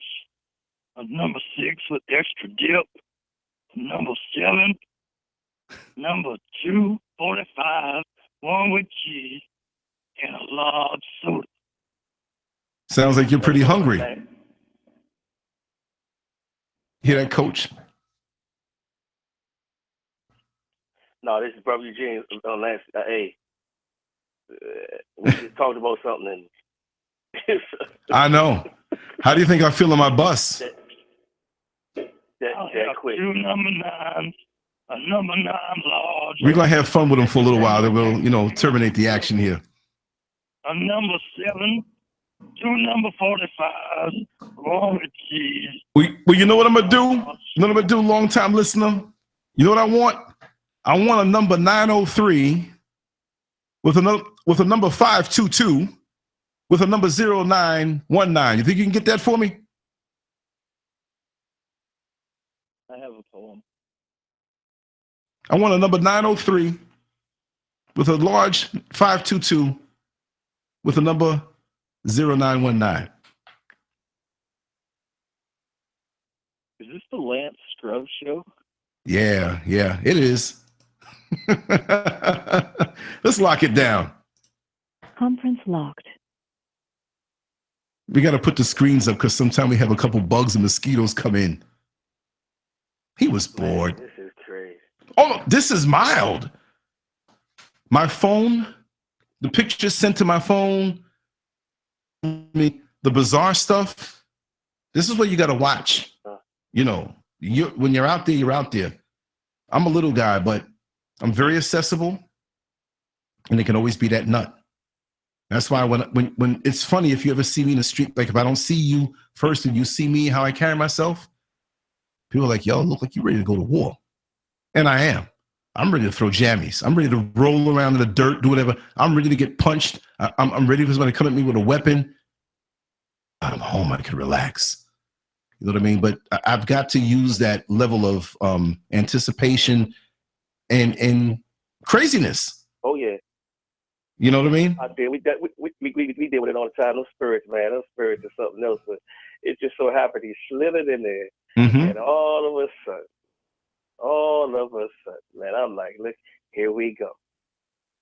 Here we go, man. And that's gonna always be we gonna be up against, man. Exactly. The principalities, the powers that are. We cannot listen. We have to be on point, though. That's why being spiritually astute. That's right. Having our heads on right is the only thing that we can do when these entities come about, man. And it's real, man. People don't understand, man. This stuff is real. It's all spiritual. We cannot fight a spiritual war with physical tools. That's right. If you can get that part down pat, you might as well don't even get into this field where we at. That's right. That's right. Love Rain Thunder, big shout out. Yeah. I called his number out, Kennedy. He was talking that stuff. They don't realize it's logged. It's right there. It's going to send me an email with all the numbers that called in. Some can call in, and I can block them. Now, if somebody tried to call in, they can't call because I have it locked. Nobody else is really calling in. If anybody wants to, just let me know in the chat room and I'll open it up. But my phone, my this number's all over the place. Now, again, I want to make that announcement for everybody who doesn't know. I got rid of all the other phone numbers. So this number here is my official cell phone number, the only one. So if you see the other numbers that I didn't take down off of Twitter and the different headers and stuff, those are dead. So this number here, 407-590-0755, that's the way to get to me directly. A lot more easier. And text. Call, you can call too, but the text will always come through. Because I hate checking voicemails. You know what I mean? Hitting the button and go through all those things like one at a time and hear that voice. Hit me with the text and I'll get you back. But yeah, it's a lot of funny business out here. And if I didn't live a Spartan lifestyle, it would be a lot more rougher for me because people, yeah, you can ask me a real question, sir. I said sir, but I'm not sure of your sex. Gadam? Gadam? You said you wanted to ask me, you're right. Hit me on those texts. But yeah, it's you got to be careful. And on that spiritual level, I'm not perfect, but I'm kind of like Floyd Mayweather. I can kind of see it before it's coming, as it's coming at me to anticipate. Walk this way all the time, right? I walk this way all the time. I'm in that zone all the time, even when I'm joking. I joke to distract the person who's a predator, thinking that, oh, he's distracted. Let me move a little closer because he doesn't notice, and I'm steady watching your ass. And the whole point of you, and this is something that being ahead of the game, as far as these entities, you quickly was on your toes with the situation. And see, a lot of people don't catch stuff that quick. Right. It would have took him a while to even, and you already was throwing him off because he paused like. And I played it his way. Oh, what is he? I'm like, give me a 903. You know, I mean, I'm looking right at you, bro. So you know, I'm gonna let you know we're gonna play that same game. And he paused. You notice that, right? Now that we have that, you know, I can find out all kind of things because you know, it's for state attorneys. I know people. Texas, whatever. I know people, some people. I'm not saying like to brag, like I'm connected. No, I'm not. But I know people who love me. And if push came to shove, I can find things out. But for what? I'm going to come and punch you in the nose. That's why I have no problem with me being out there as much because we have no privacy anyway. Right. Even on a normal level, we can find things. Google is the biggest. And there are ways behind it if you want to pay for it or if you know a way to get to it. People who work in phone companies. Come on. I know people working phone companies all across the country will give me information because they know I'm not going to do nothing bad with it. I'm going to tell you something, Lance. With all this technology and the wickedness that's going on and the privacy they have been invading for years and years and years, if the powers that be want to really get us, they can get us. They know where we at. They know. Of course. But yes. But we're not scared of that, though. No, right. I mean, I think it's already understood that I ain't scared of it because look, all these years I'm doing what I do and say what I say. Do something to me, you only do it one time. If you're going to wipe me out, it's only going to happen one time. And I'll be waiting for you on the other side. You know what I mean? So, you know, absolutely. And then what? And then if I see you coming at me that way, whoever you send better be ready to go too. We'll both go. Or all five of us or whoever. Because I can shift gears like that. And it's not a brag thing. It's not a tough talk thing. But you better be good. Because I do have killer instinct. That's the difference with these people who bluff and these people who talk. I know I'm a big target. Or whatever have you. And I see this is what you're doing. You coming with me. And I swear on that. That's how I live. And that's why I'm relaxed because I know I will do it. And I'm not saying you, brother, but I'm saying you to those people who may be like that. You know I'll do it. Do it. You know? Thank you, black men at work. But it's the truth. And there's got a lot of YouTubers, they mouth off and they talk, whatever. Ask it, you know, it's not even a matter of like, I have this record of being this. No, I don't. I'm a genteel, you know, cultured kind of guy. I can flow with anybody. I have multiple gears on my vehicle. But even my brother Carlos, who is known for being somewhat of a ruffian, he'll tell you, as much as he is a ruffian, I mean, even he looks like God, dog. But I'm not about that, flexing like that. And I know he's the real thing. But he's seen me in some situations. He's like, yo, man, you know, I don't know about you. And I'd rather talk things out. Let's work things out. I avoid stuff, right? But if people come at me like that, I'm taking them out. And the funny way it would be, instantaneous, that if you were to observe it, you'll be laughing. Like, yo, he said he would look at this guy's on the ground with his teeth like he's kicking his head off. I will do it. That's what kept me when the kind of job that I have with folks who knew that I was working in the jail. And you know, when you wore a uniform, once a cop, always a cop, once a CEO, once always a CEO, you part of the po-po, so and so. I do live shows. You don't see my eyes busted up. I'm through the hoods. Every load I take, there's somebody I knew from the jail. They know my routes. They can wait for me. I get nothing but love and hugs because of the time spent in themselves talking to people on a real level. Not scared on the other side. It's like, yo, man, come on, let's talk. You're going to sit right on your bunk. You sit here.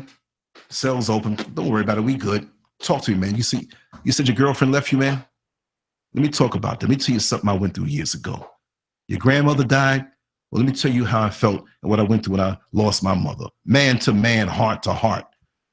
To hell with all. We ain't using our muscles against each other. You ain't my enemy. You're my brother. I don't know you, but I love you, man, because I know that you've been through some of the same situations in this world, this very oppressive world that I've gone through. So we got more in common than that person out there is trying to put a uniform between you and me.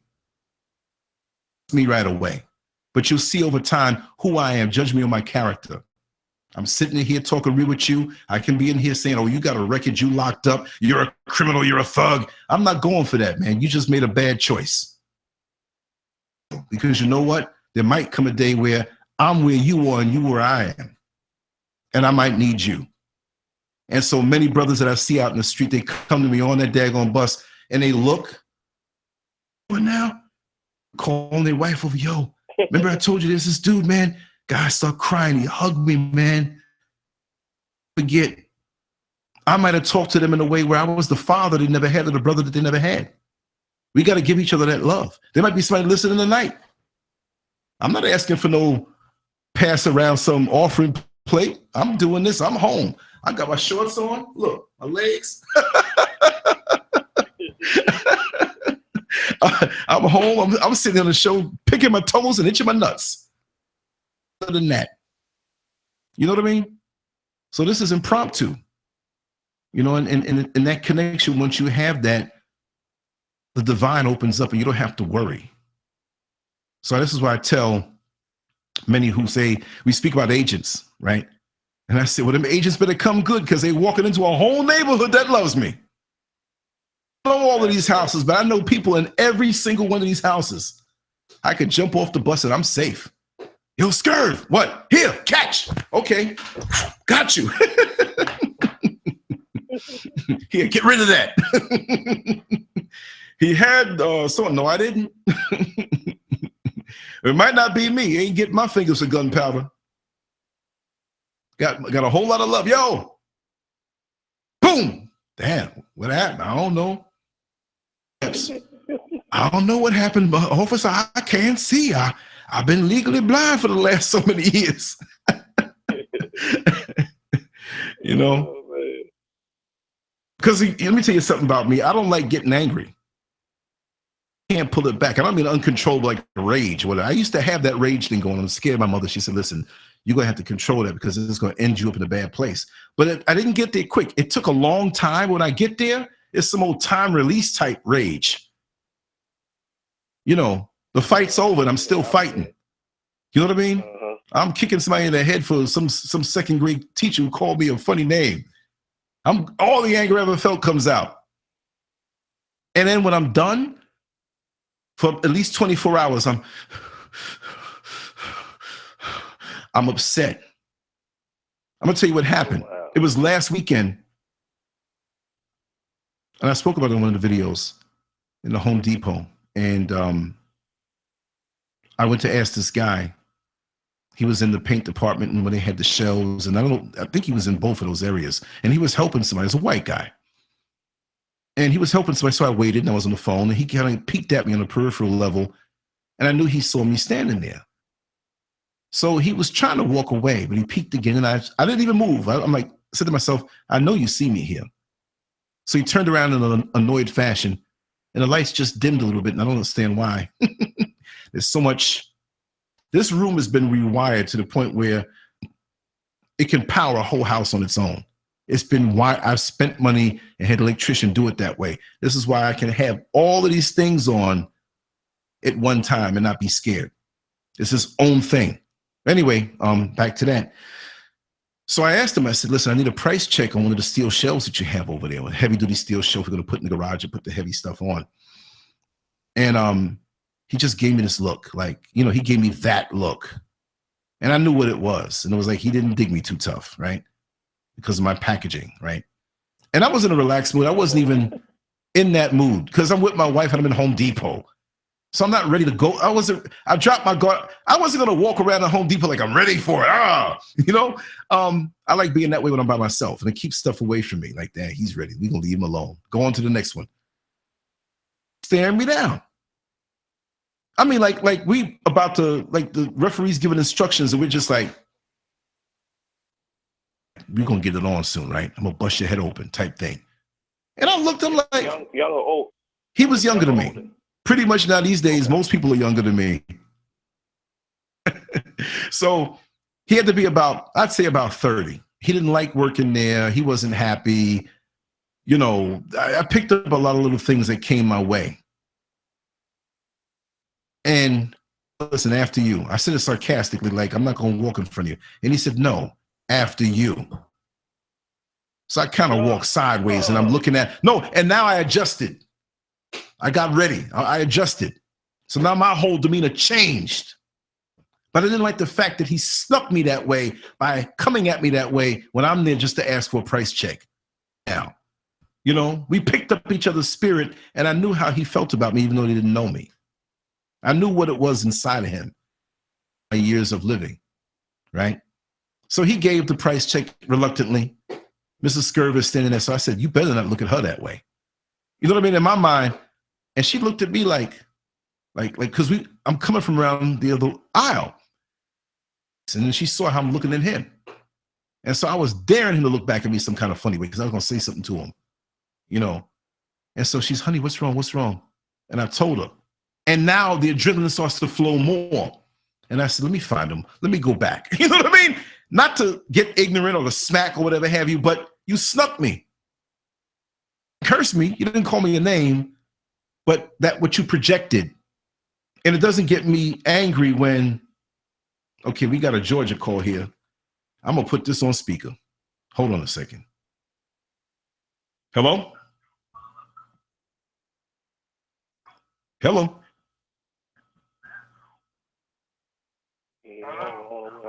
Hello? Who that? Is that LanceScurv? Yes, it is. What's up? Yo, I just want to say thank you, man, for that platform.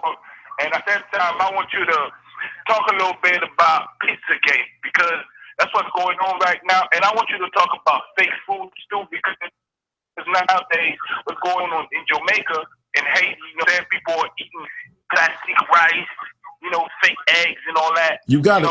Because okay, man, keep man. Hey, keep up the work. I love you. Love you too, brother. Thank you. All right. All right. We're going to talk about that later on today, bro. I love it, man. I love it. 6:13 in the morning. I love it. I love these calls, man. The text messages. I love it. Talk about that. Pizzagate and the missing kids. And like I said, I just to speak on that. I got a whole lot with that. I got a whole lot of stuff with that. That'll be nothing. Well, you know what? We'll dedicate a whole show later on. I mean, I'm going to do several tomorrow. And with you also, as we put up, you put it up on your channel, put it up on mine, whatever. What I want to do, there are a lot of bloggers out here, man, they need to grow up. There are a lot of YouTubers out here that need to grow up. I'm not looking for anything from anybody. There are people who donate, there are people who share, there are people who share links. Whichever way you want to do it, let's do it. Here being snatched up. We got people out here on YouTube and on social media with oversized egos. And from my vantage point, as long as I've been doing this on so many different levels, as a blogger who writes, as an artist who draws, as a YouTuber who runs his mouth, and as a dude who takes a camera and goes out into the street in the craziest situations.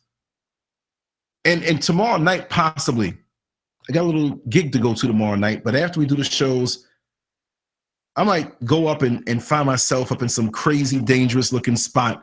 I want to go grimy. I want to crawl up in a building somewhere and sit down and flash a light on somebody and talk with them. Yeah, I want to do something grimy. I want to unearth something that people can see, like, yo, check out how so many people are living. So many egos out here, man, that they want to be known as the one who brings this truth or whatever. If I talk about things, it's a platform. I can't do this by myself. I need you here. Right? But we need to get together. We have so many people on YouTube fussing the sexes about, you know, the MGTOW, and then the black men ain't no good and they're disease carriers. And this is why I'm with the white man. And you know, I'm not talking to this one because of this, that. And people come around me for some weird reasons.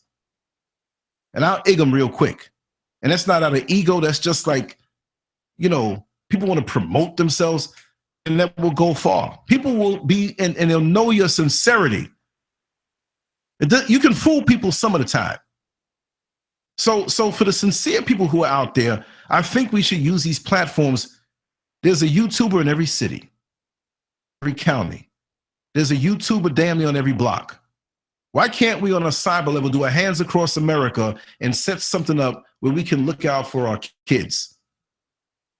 Way where we get into the mentality of these people who are looking to be YouTube famous, stop that for a while and watch that kid walking down the block and step to somebody who's walking toward that kid. I don't know if you saw it was forwarded on Facebook, but there was a young girl who had to be like 8, 9 years old, maybe younger. And there were 4 or 5 or maybe more white men following her, walking fast, telling her, we're going to get you. And they were trying to get at her. She got to a front door where there was a camera, and the one guy that the camera caught walked away. What was that? Who are these men? No, you're not going to get her. You don't have a gun, I don't have a gun, but I got a baseball bat if there's 80 of y'all. And I swing real hard. We'll deal with it later. Why are you going after the little kid? We got phones. We know how to. I saw a pervert in Whole Foods. There was a chick in there with a white girl. She had a backside almost like a sister. There were 2 of them. They were sisters. And this guy was trying to hold his phone all kind of ways and sneak up and get a picture of their backside so he could masturbate and look at it later on. I was like, yo, man, stop that. You know what I mean? Home and think about it. But, you know, we have all this technology. We don't use it for the 64,000 missing by 2014 or 2016, whatever. And all these cameras we have. Yeah. Come on, man. You know what I mean? I'm telling you, man. Miss Do, this is live. This is live, Miss Do.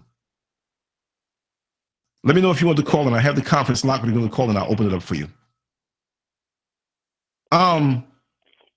It's unbelievable. But I wanted to make you know, the little signs they make when a person's running for office, and it has little 2 metal pieces that go into the ground. I wanted to make a few of them, probably like next week, week and a half. So if nobody's going to get down on me, it's like I'll leave it alone. But I'm not going to leave it alone. I'm going to do it here. People who have homes, because, you know, you put these things in the street, we'll pick them up because you're not supposed to put those things out. But if you have a yard, right, where you can put it in your yard where they can't touch it, and people walk by and they get something small, nothing too big like a billboard, but something that you can put that in your yard with a hashtag, maybe a website that's official, that somebody has already, you know, in this thing, there had to be somebody it doesn't have to be me. This is just to direct people to a platform where they all can empower themselves as to what's going on, right? And I have web presences that I could easily switch around for that. And if I can get enough people, if there's nothing official out there, we'll create something, and that's my gift, that's my offering. I can create another website that doesn't cost me a dime extra. I don't mind springing $11 for a domain name. That's a drop in the bucket. Folks spend on Chinese food, and like you said, they eat the plastic rice. They eat all this fake stuff. There's a vegan Chinese restaurant somewhere out in California that claimed to be vegan. They had real bacon. Like, yes, this is imitation bacon, but it's vegan. And the person's like, yo, this tastes too much like bacon. Let's see what you use. Oh, no, we can't show you that. They came back at night and went into behind the Chinese joint and went into the dumpster and saw all kinds of meat and eggs and products that had meat and eggs and dairy products in it. Like, they're using real stuff. That's why all the vegans love this stuff, because this stuff tasting so real. It was. Notice all the extra stuff coming out the corner of the eye. You know? Like I said, we got to do something about that. Our contribution. Talking about it, yes, it's a very important thing. But setting something up, a place to go to online where you see something funny. And if you see something funny, y'all, take pictures. Approach these people. Claim that child as being yours. If I see a little girl, little boy walking down the street, and it may not even be a white man doing it. It might be a black man doing it. And you could tell kids sometimes don't always verbalize it. You can tell their body language. Actually, their father, right? So you can't walk up on it like, yo, who are you? Yo, I'm the father. What's up? I might get it. I have to take that punch because you know what I mean? I look like the pervert now. But I might walk up to this guy and ask him what time it is. And get up in his face and look at him. And look at the body language between him and the daughter. Check out what's going on. Make some small talk, you know? And look, we got some nosy behind people in the black community. Where are they when this stuff happens? Mm-hmm. Right? That's what I said. Nobody sees nothing. Mm-hmm. And now you can't play that stop snitching or nobody know nothing thing. You got to get out of that. Yeah. You know. On that case, yeah, snitch. And I don't want to get it. And I don't want to get involved. And I don't want to. Nah. Doctrine. Well, look, there's a black girl Bermuda Triangle going on in Washington D.C. and beyond. Triangle where planes and boats were missing, and it's not nice. And regardless to who the race, but still, this is very important. It upsets me. I'm not even aping up for the camera. Me and Mr. Scurv have been talking about it for a long time, a while, you know, since we really found out about how bad this was. And for me, it really upsets me. I feel like I should be doing a lot more. You know what I mean? And I want to start with something like that or dedicate a certain part of the site to it. I want to do the best thing and let it go on its own. It's not even me to put ads on it or benefit and monetize. I don't worry about that. To some pimp preacher so he can stay in alligator shoes in a Bentley, when I could take my little pennies and do something worthwhile and feel that. Because sometimes people don't move until they see someone else move in a certain direction. And collectively, you got to start. I tell everybody, and that's what I had everybody hashtagging after my show last Friday. Engage. We don't even engage with the youngsters no more like that. Like, why y'all out here? Where your mother at? What y'all doing out here? We don't. You know why? Because we're too scared for them to say that. We're worried about them saying you ain't my mother, you ain't my father, and mind your business and all this type of stuff. Right. You got these cargos pulling up. People don't be saying nothing. They just looking. But they just coming up and not saying nothing. We got to engage. I don't care if you look nosy, you mind your business. Right now is not the time to not engage. Right. So I had something that was called engage. Start talking to them. Start asking questions. Start going on their phones more. Start going on their iPads more. Start doing that stuff. We don't do that. Right. They come home from school not saying, man, they come home from school, you got some homework, and I ain't got no homework. And they go right back outside.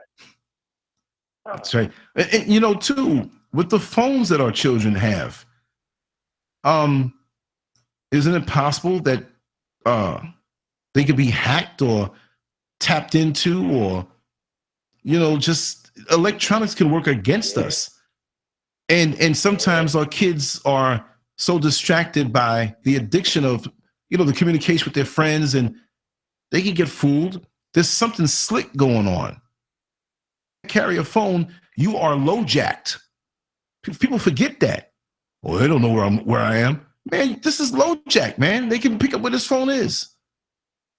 And then pick a friend in another state and mail them your phone and leave it on. Charge it up, mail it to them. Have them take pictures and put up false posts that you're somewhere and you're really in another state. Confuse the heck out of these people. You know, find a payphone sometime to use it if you can find one. Letter, you know, send it to somebody, but another address. Do things to confuse. You know, you talk face to face, they can still pick up stuff from they had things long ago. I used to be into the whole gadgets and stuff.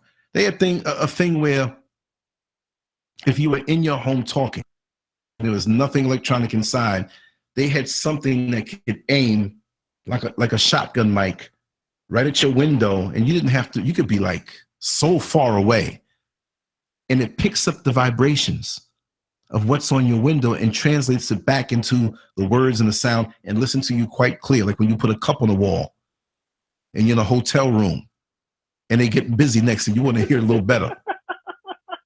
Right? And you hear, Danny. And then you hear, oh, Steve. It's like, whoa, how many of them in there? Yeah, Yeah. So they're far ahead of it.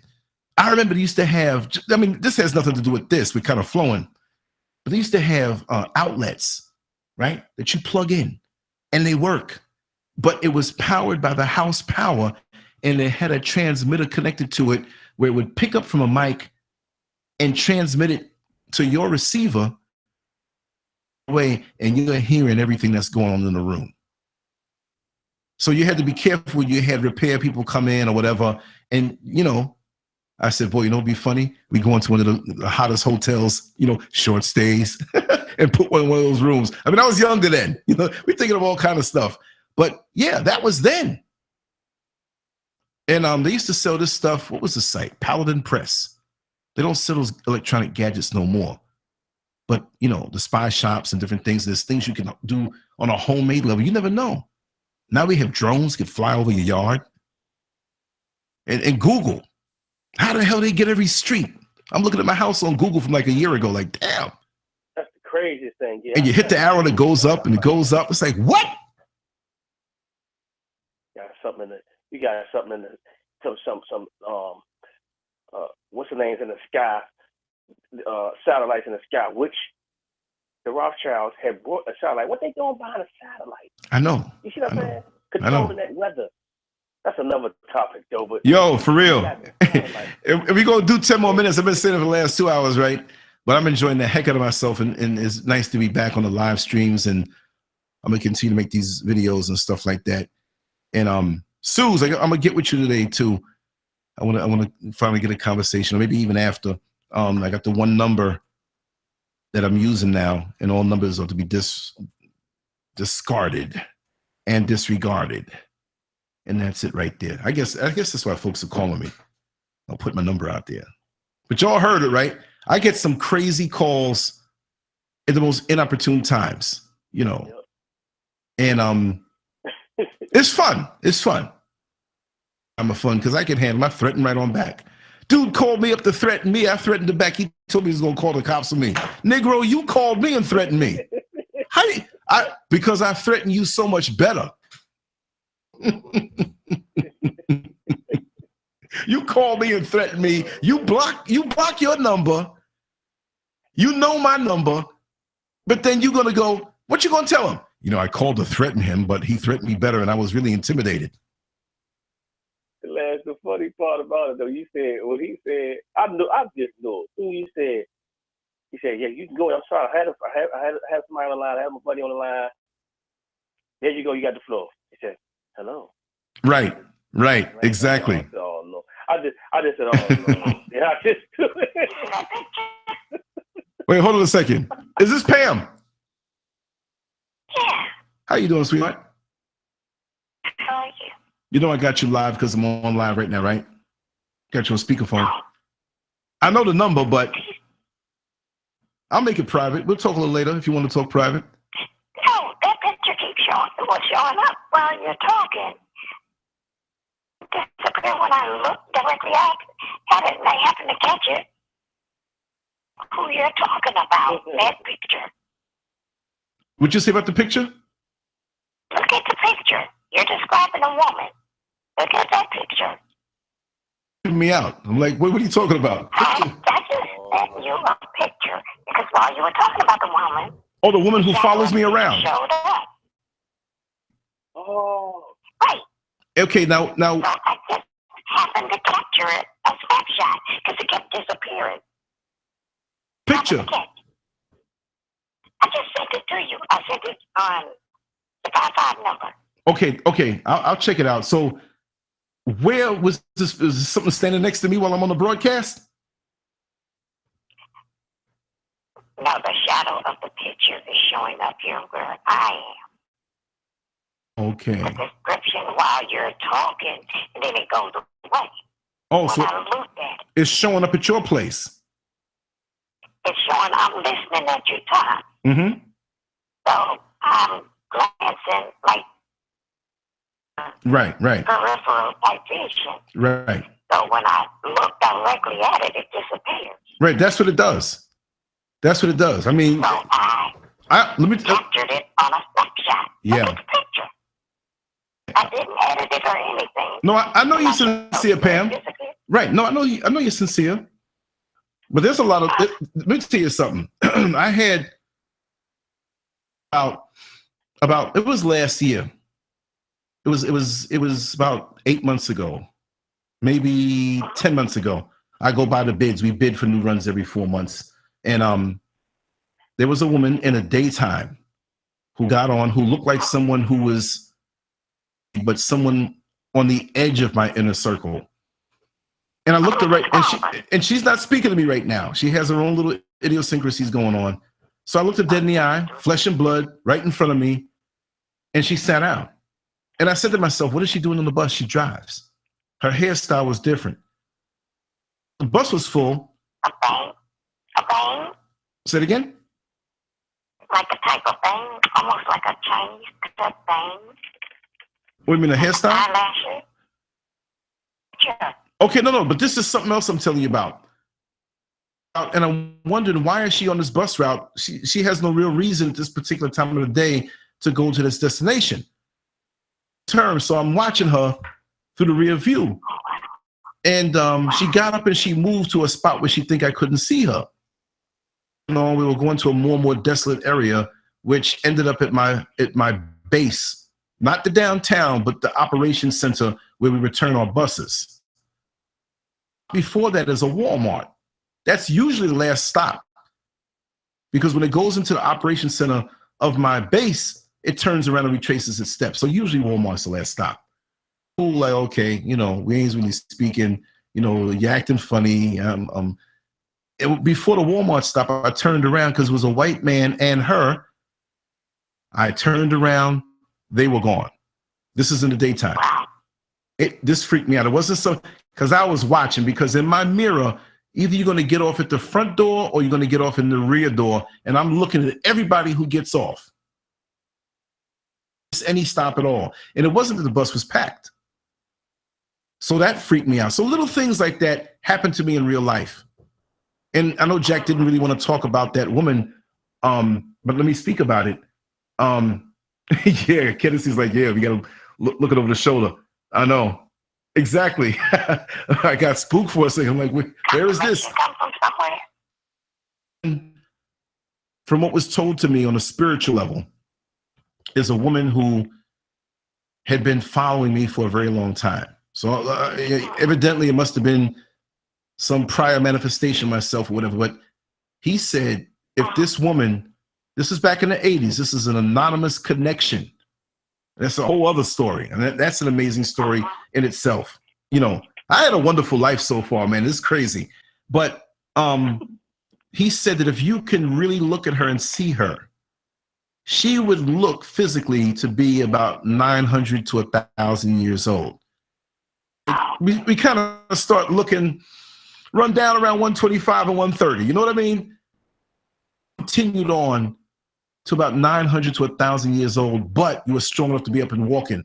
She was gnarled over, gnarled and so much smaller and gnarled, and her head was small, but she had these braids.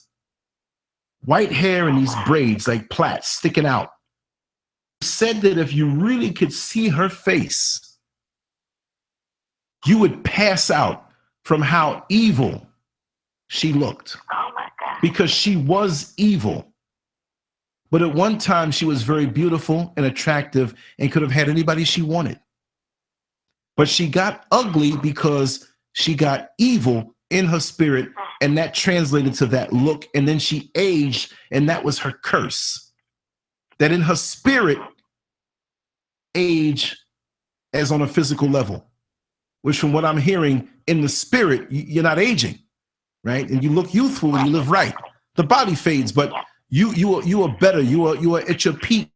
You look like you were. That's the gift. And this person is never far further than 10 feet away, 8 feet away, 6 feet away, never closer than 6, but always close to me. She despises me. She hates me so much, more than any person has ever hated another person. But at the same time, she never gives up hope because she still loves me. And she still wants and thinks, You know, it's like a love-hate thing. Like, I want this man so bad, but I hate him so much. Yeah. And I've noticed that in friendships with women down through the years that have been romantic or platonic, that's something sometimes out of nowhere comes over them, and for no reason there's this thing like,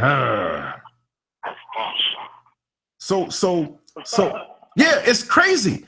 So lots of times in relationships, not intimate, but friendship relationship, intimate, close friends, it's just a matter of time before they just cut you off. Wow. 90% of the time with me. And it's like, well, you know, Scurv, it got to be more to it than that. No, there are some stories where there was more to it than that. All right? But no. But there are stories when it's not that I've seen through the years. And see, you've been there from the beginning. I've noticed. You've been there from the beginning. This is Pam, y'all. She can tell you who's connected with me longer in cyberspace and in person than Pam. So she saw all the manifestations and the people who've come and gone and stuff like that. And sometimes I may appear to act weird, but I know why I'm doing it, because my third eye is wide open. It's like, okay, throws the football to where the runner is, he throws to where he's going to be. And I see sometimes where people are going, and I'm like, okay, I ain't going to be there, because I know where you're going to try to take this. You know? Yeah, but this woman here, she doesn't, in her mind, she can't kill me. But she has that intent, but what stops her from attempting to do it is because she still loves me. She thinks that I would be with her, and she hates any other woman that's around me. So this is why she whispers to them in their spirit, and they just cut off. And they pick up some of her spirit. I'm just telling you how it's been explained to me. Sometimes I believe it, sometimes I don't. Sometimes I don't want to acknowledge that. But it's like that all my life. Wow. And they don't like anybody else to get too close to me, male or female. Now, you know I'm not with the homo stuff, but females, it's like, oh no, not a female. Because that female has a physical body and there's a potential for something to happen. Even though he's married and stuff, still there's a potential for something to happen. I can't hug him, I'm a spirit. You know what I mean? She's a spirit that still has sometimes physical desires in the mind, like an old man, like an older man who can't get it up, and he's old, but he's still mentally horny. And he's checking out the girls like he's still back in his heyday, and jealous of the young guys who can. You can't no more, man. I'm not mad at you for being mentally horny, but you can't follow through with that. How frustrating that might be for her, who may want to do something or who may want to whatever. I hate to think about it, but she might be that succubus who visits me. That's some old head.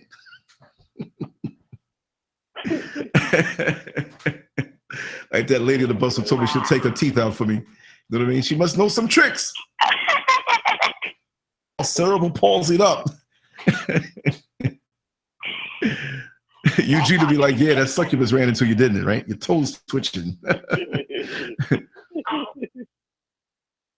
You know it's good when you're moaning on the inhale. When you're getting it good, you moaning is moaning. When you inhale in the morning,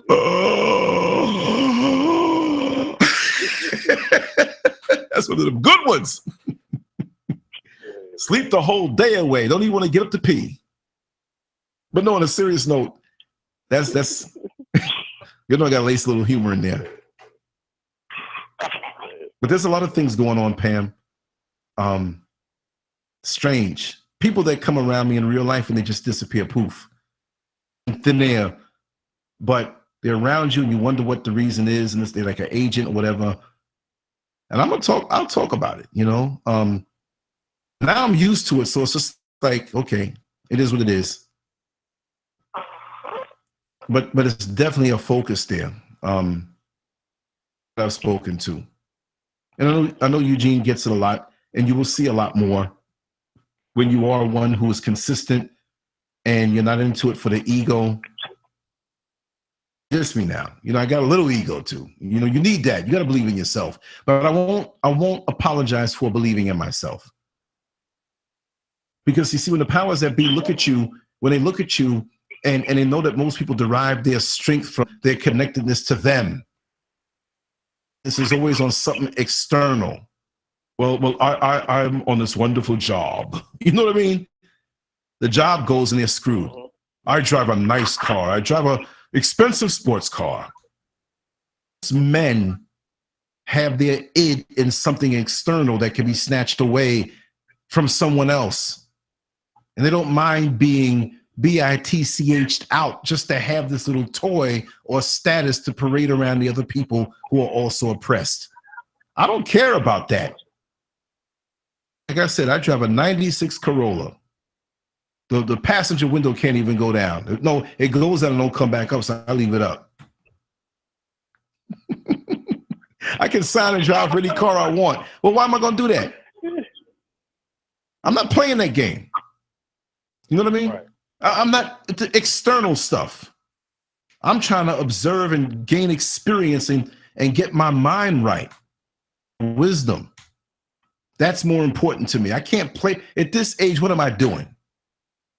I told my wife, I said, listen, if you bury me, go to Home Depot and get like 2 or 3 pieces of plywood and make a casket with 2x4s and dump me in there and throw me in there and let everybody know I'm gone. No, God uses whom he chooses. Right. He chooses, he equips. You're equipped for what God wants you to do. That's without anybody and without question. It is what it is. That's right. That's right. So, you know, it's really a journey and it's interesting. I'm seeing more. I don't want to get to the point where I'm actually like, hey, there's something right there. Hey, you doing, spirit? I mean, it's gonna get to that point because I'm seeing more and more. And a lot of times I'm in the street sometime and I know I've drove past people on bus stops and look at the rear view mirror and there's nobody standing there. I'm like, oh my God, what is this? Sometimes you're just not in the mood. Sometimes you're just human. You know? I agree with that.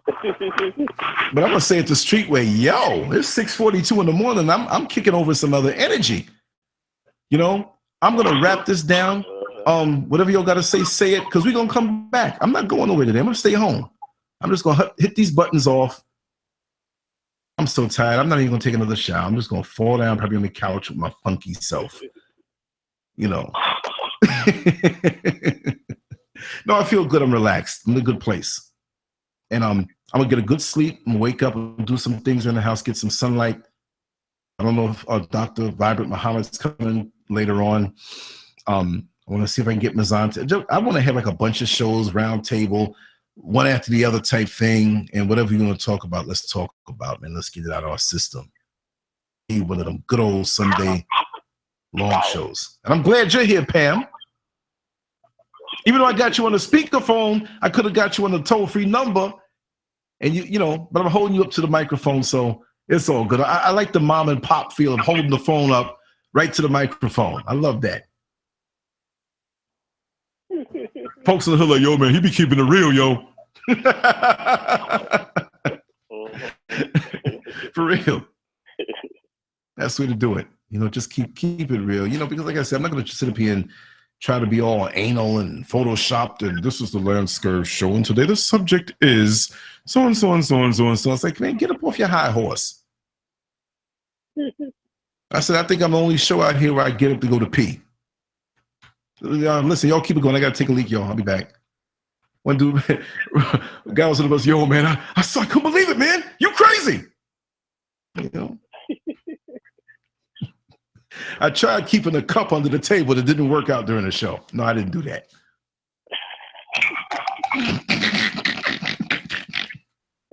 Yeah, I did. I tried.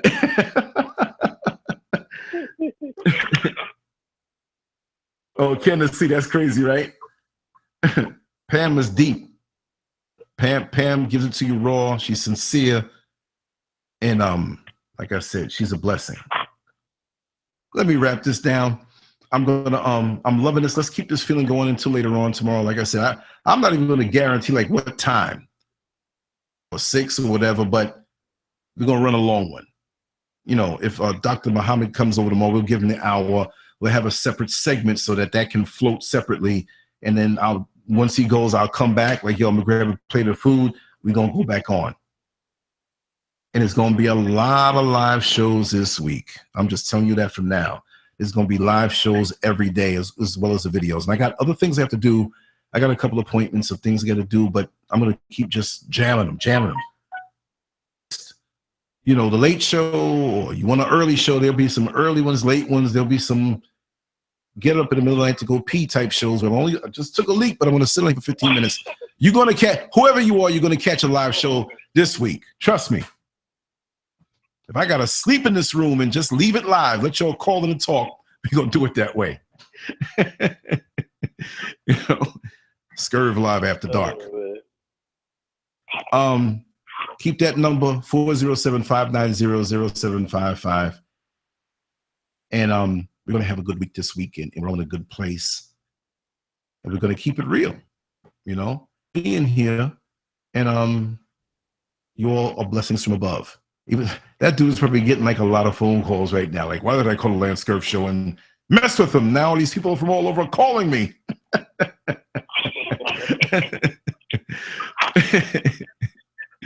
Boy, I'm gonna have a show just for the crazy calls that I get. I'm gonna tell you some of them. You're not gonna believe some of them. I got some of the numbers locked in for future shows. Comical. Well, I'm gonna Suze, give me a call 5 minutes after the show just for a short time because my eyelids are dropping. And it's funny because I locked this window up, so it's like the movies.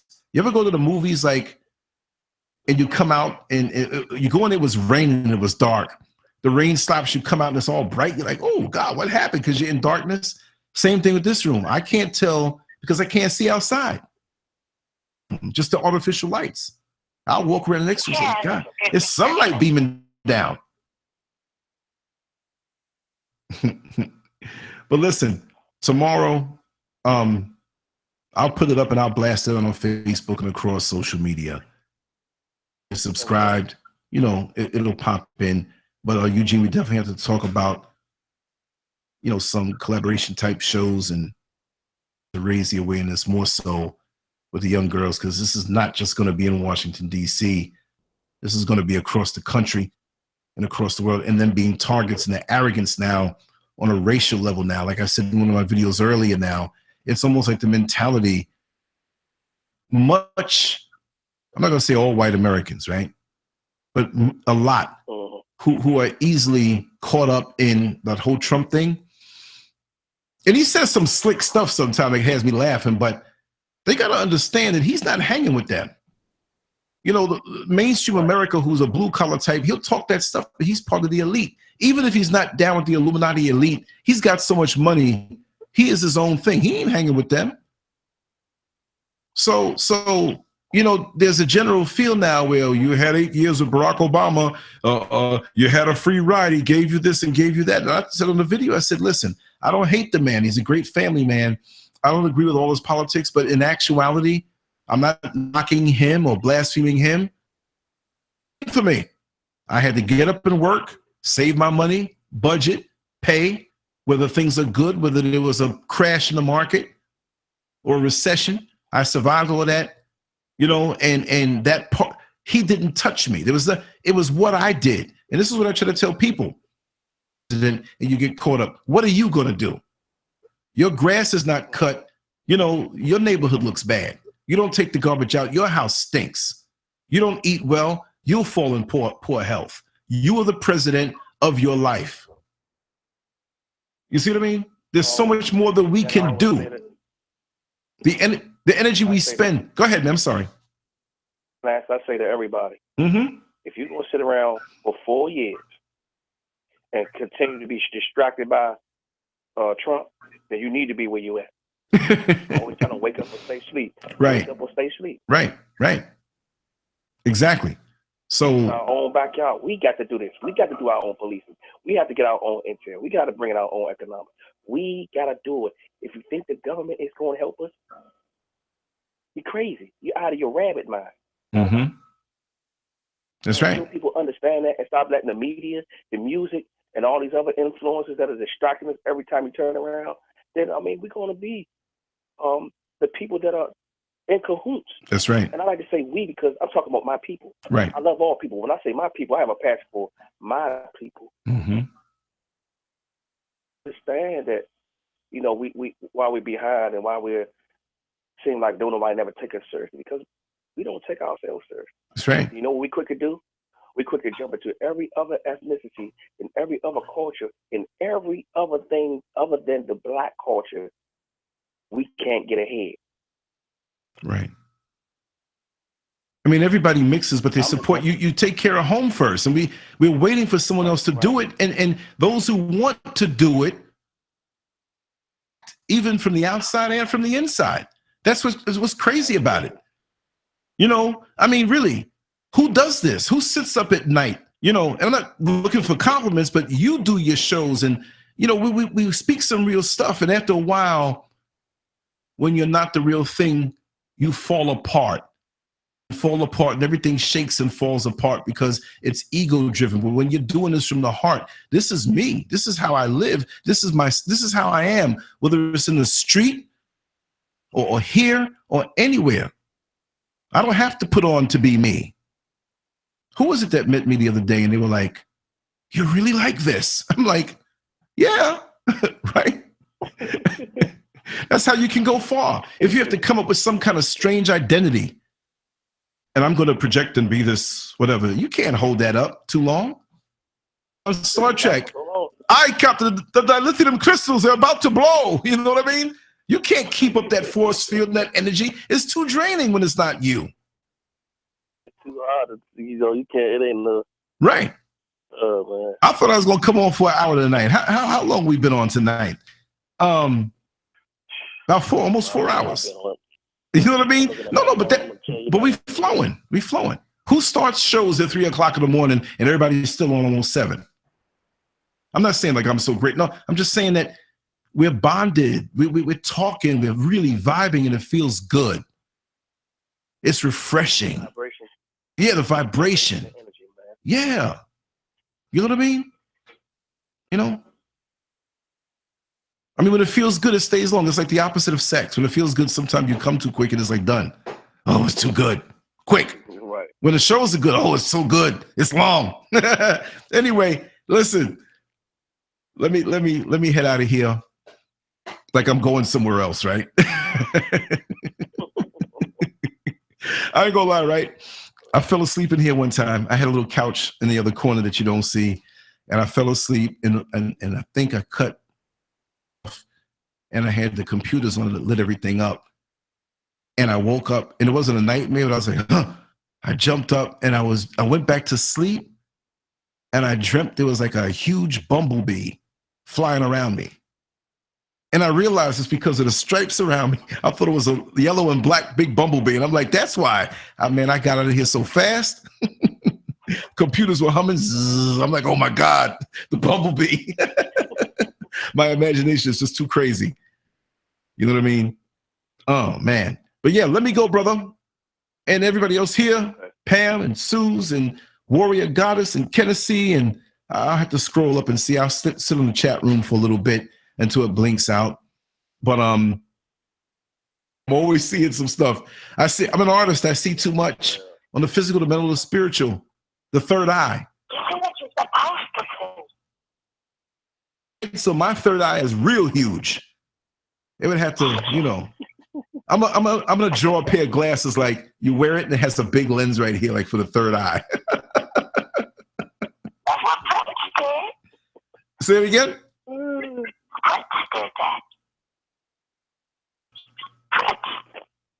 Oh yeah. True. But Pam, we're gonna go right now. I know I'm crazy. Yeah, right, Suze. I hope it's some daylight outside. Like Tennessee, I'm always seeing some. I might go out in the yard because I'm gonna go outside and air out for a little while. But I'm gonna hit the sack, sleep for a couple hours. I don't know how long I'm gonna sleep, but I'm just flowing this week and I'm loving it. You know. It was a good show. Huh? Look forward to the next one. Say it again. A great show. I look forward to the next one. You know I don't talk. Oh, I know, but you're here. But when it's time to talk, you talk the important stuff, and just your presence, knowing that you're there, is enough. Because I know when I ask you or say something or we talk in private, it's always a wonderful thing. But for everybody else that's listening out there, download the LanceScurv app at the Google Play Store, the Amazon Store, the App Store. You can hit me up anytime. Text preferred 407-590-0755. If you call me with crap on the shows, I will blow you up and put your number out there. No, I won't. And like I said, subscribe to the channel. Give me some suggestions of show topics. I'm slurring now like an old boxer. Some suggestions of shows that you want to speak about. We will touch on the Pizzagate. We will touch on the fake food, the GMOs, and the missing young ladies out here. We'll definitely focus on those things. I'll title the show. This show wasn't titled. I'm going to have to title this to differentiate it from everything else.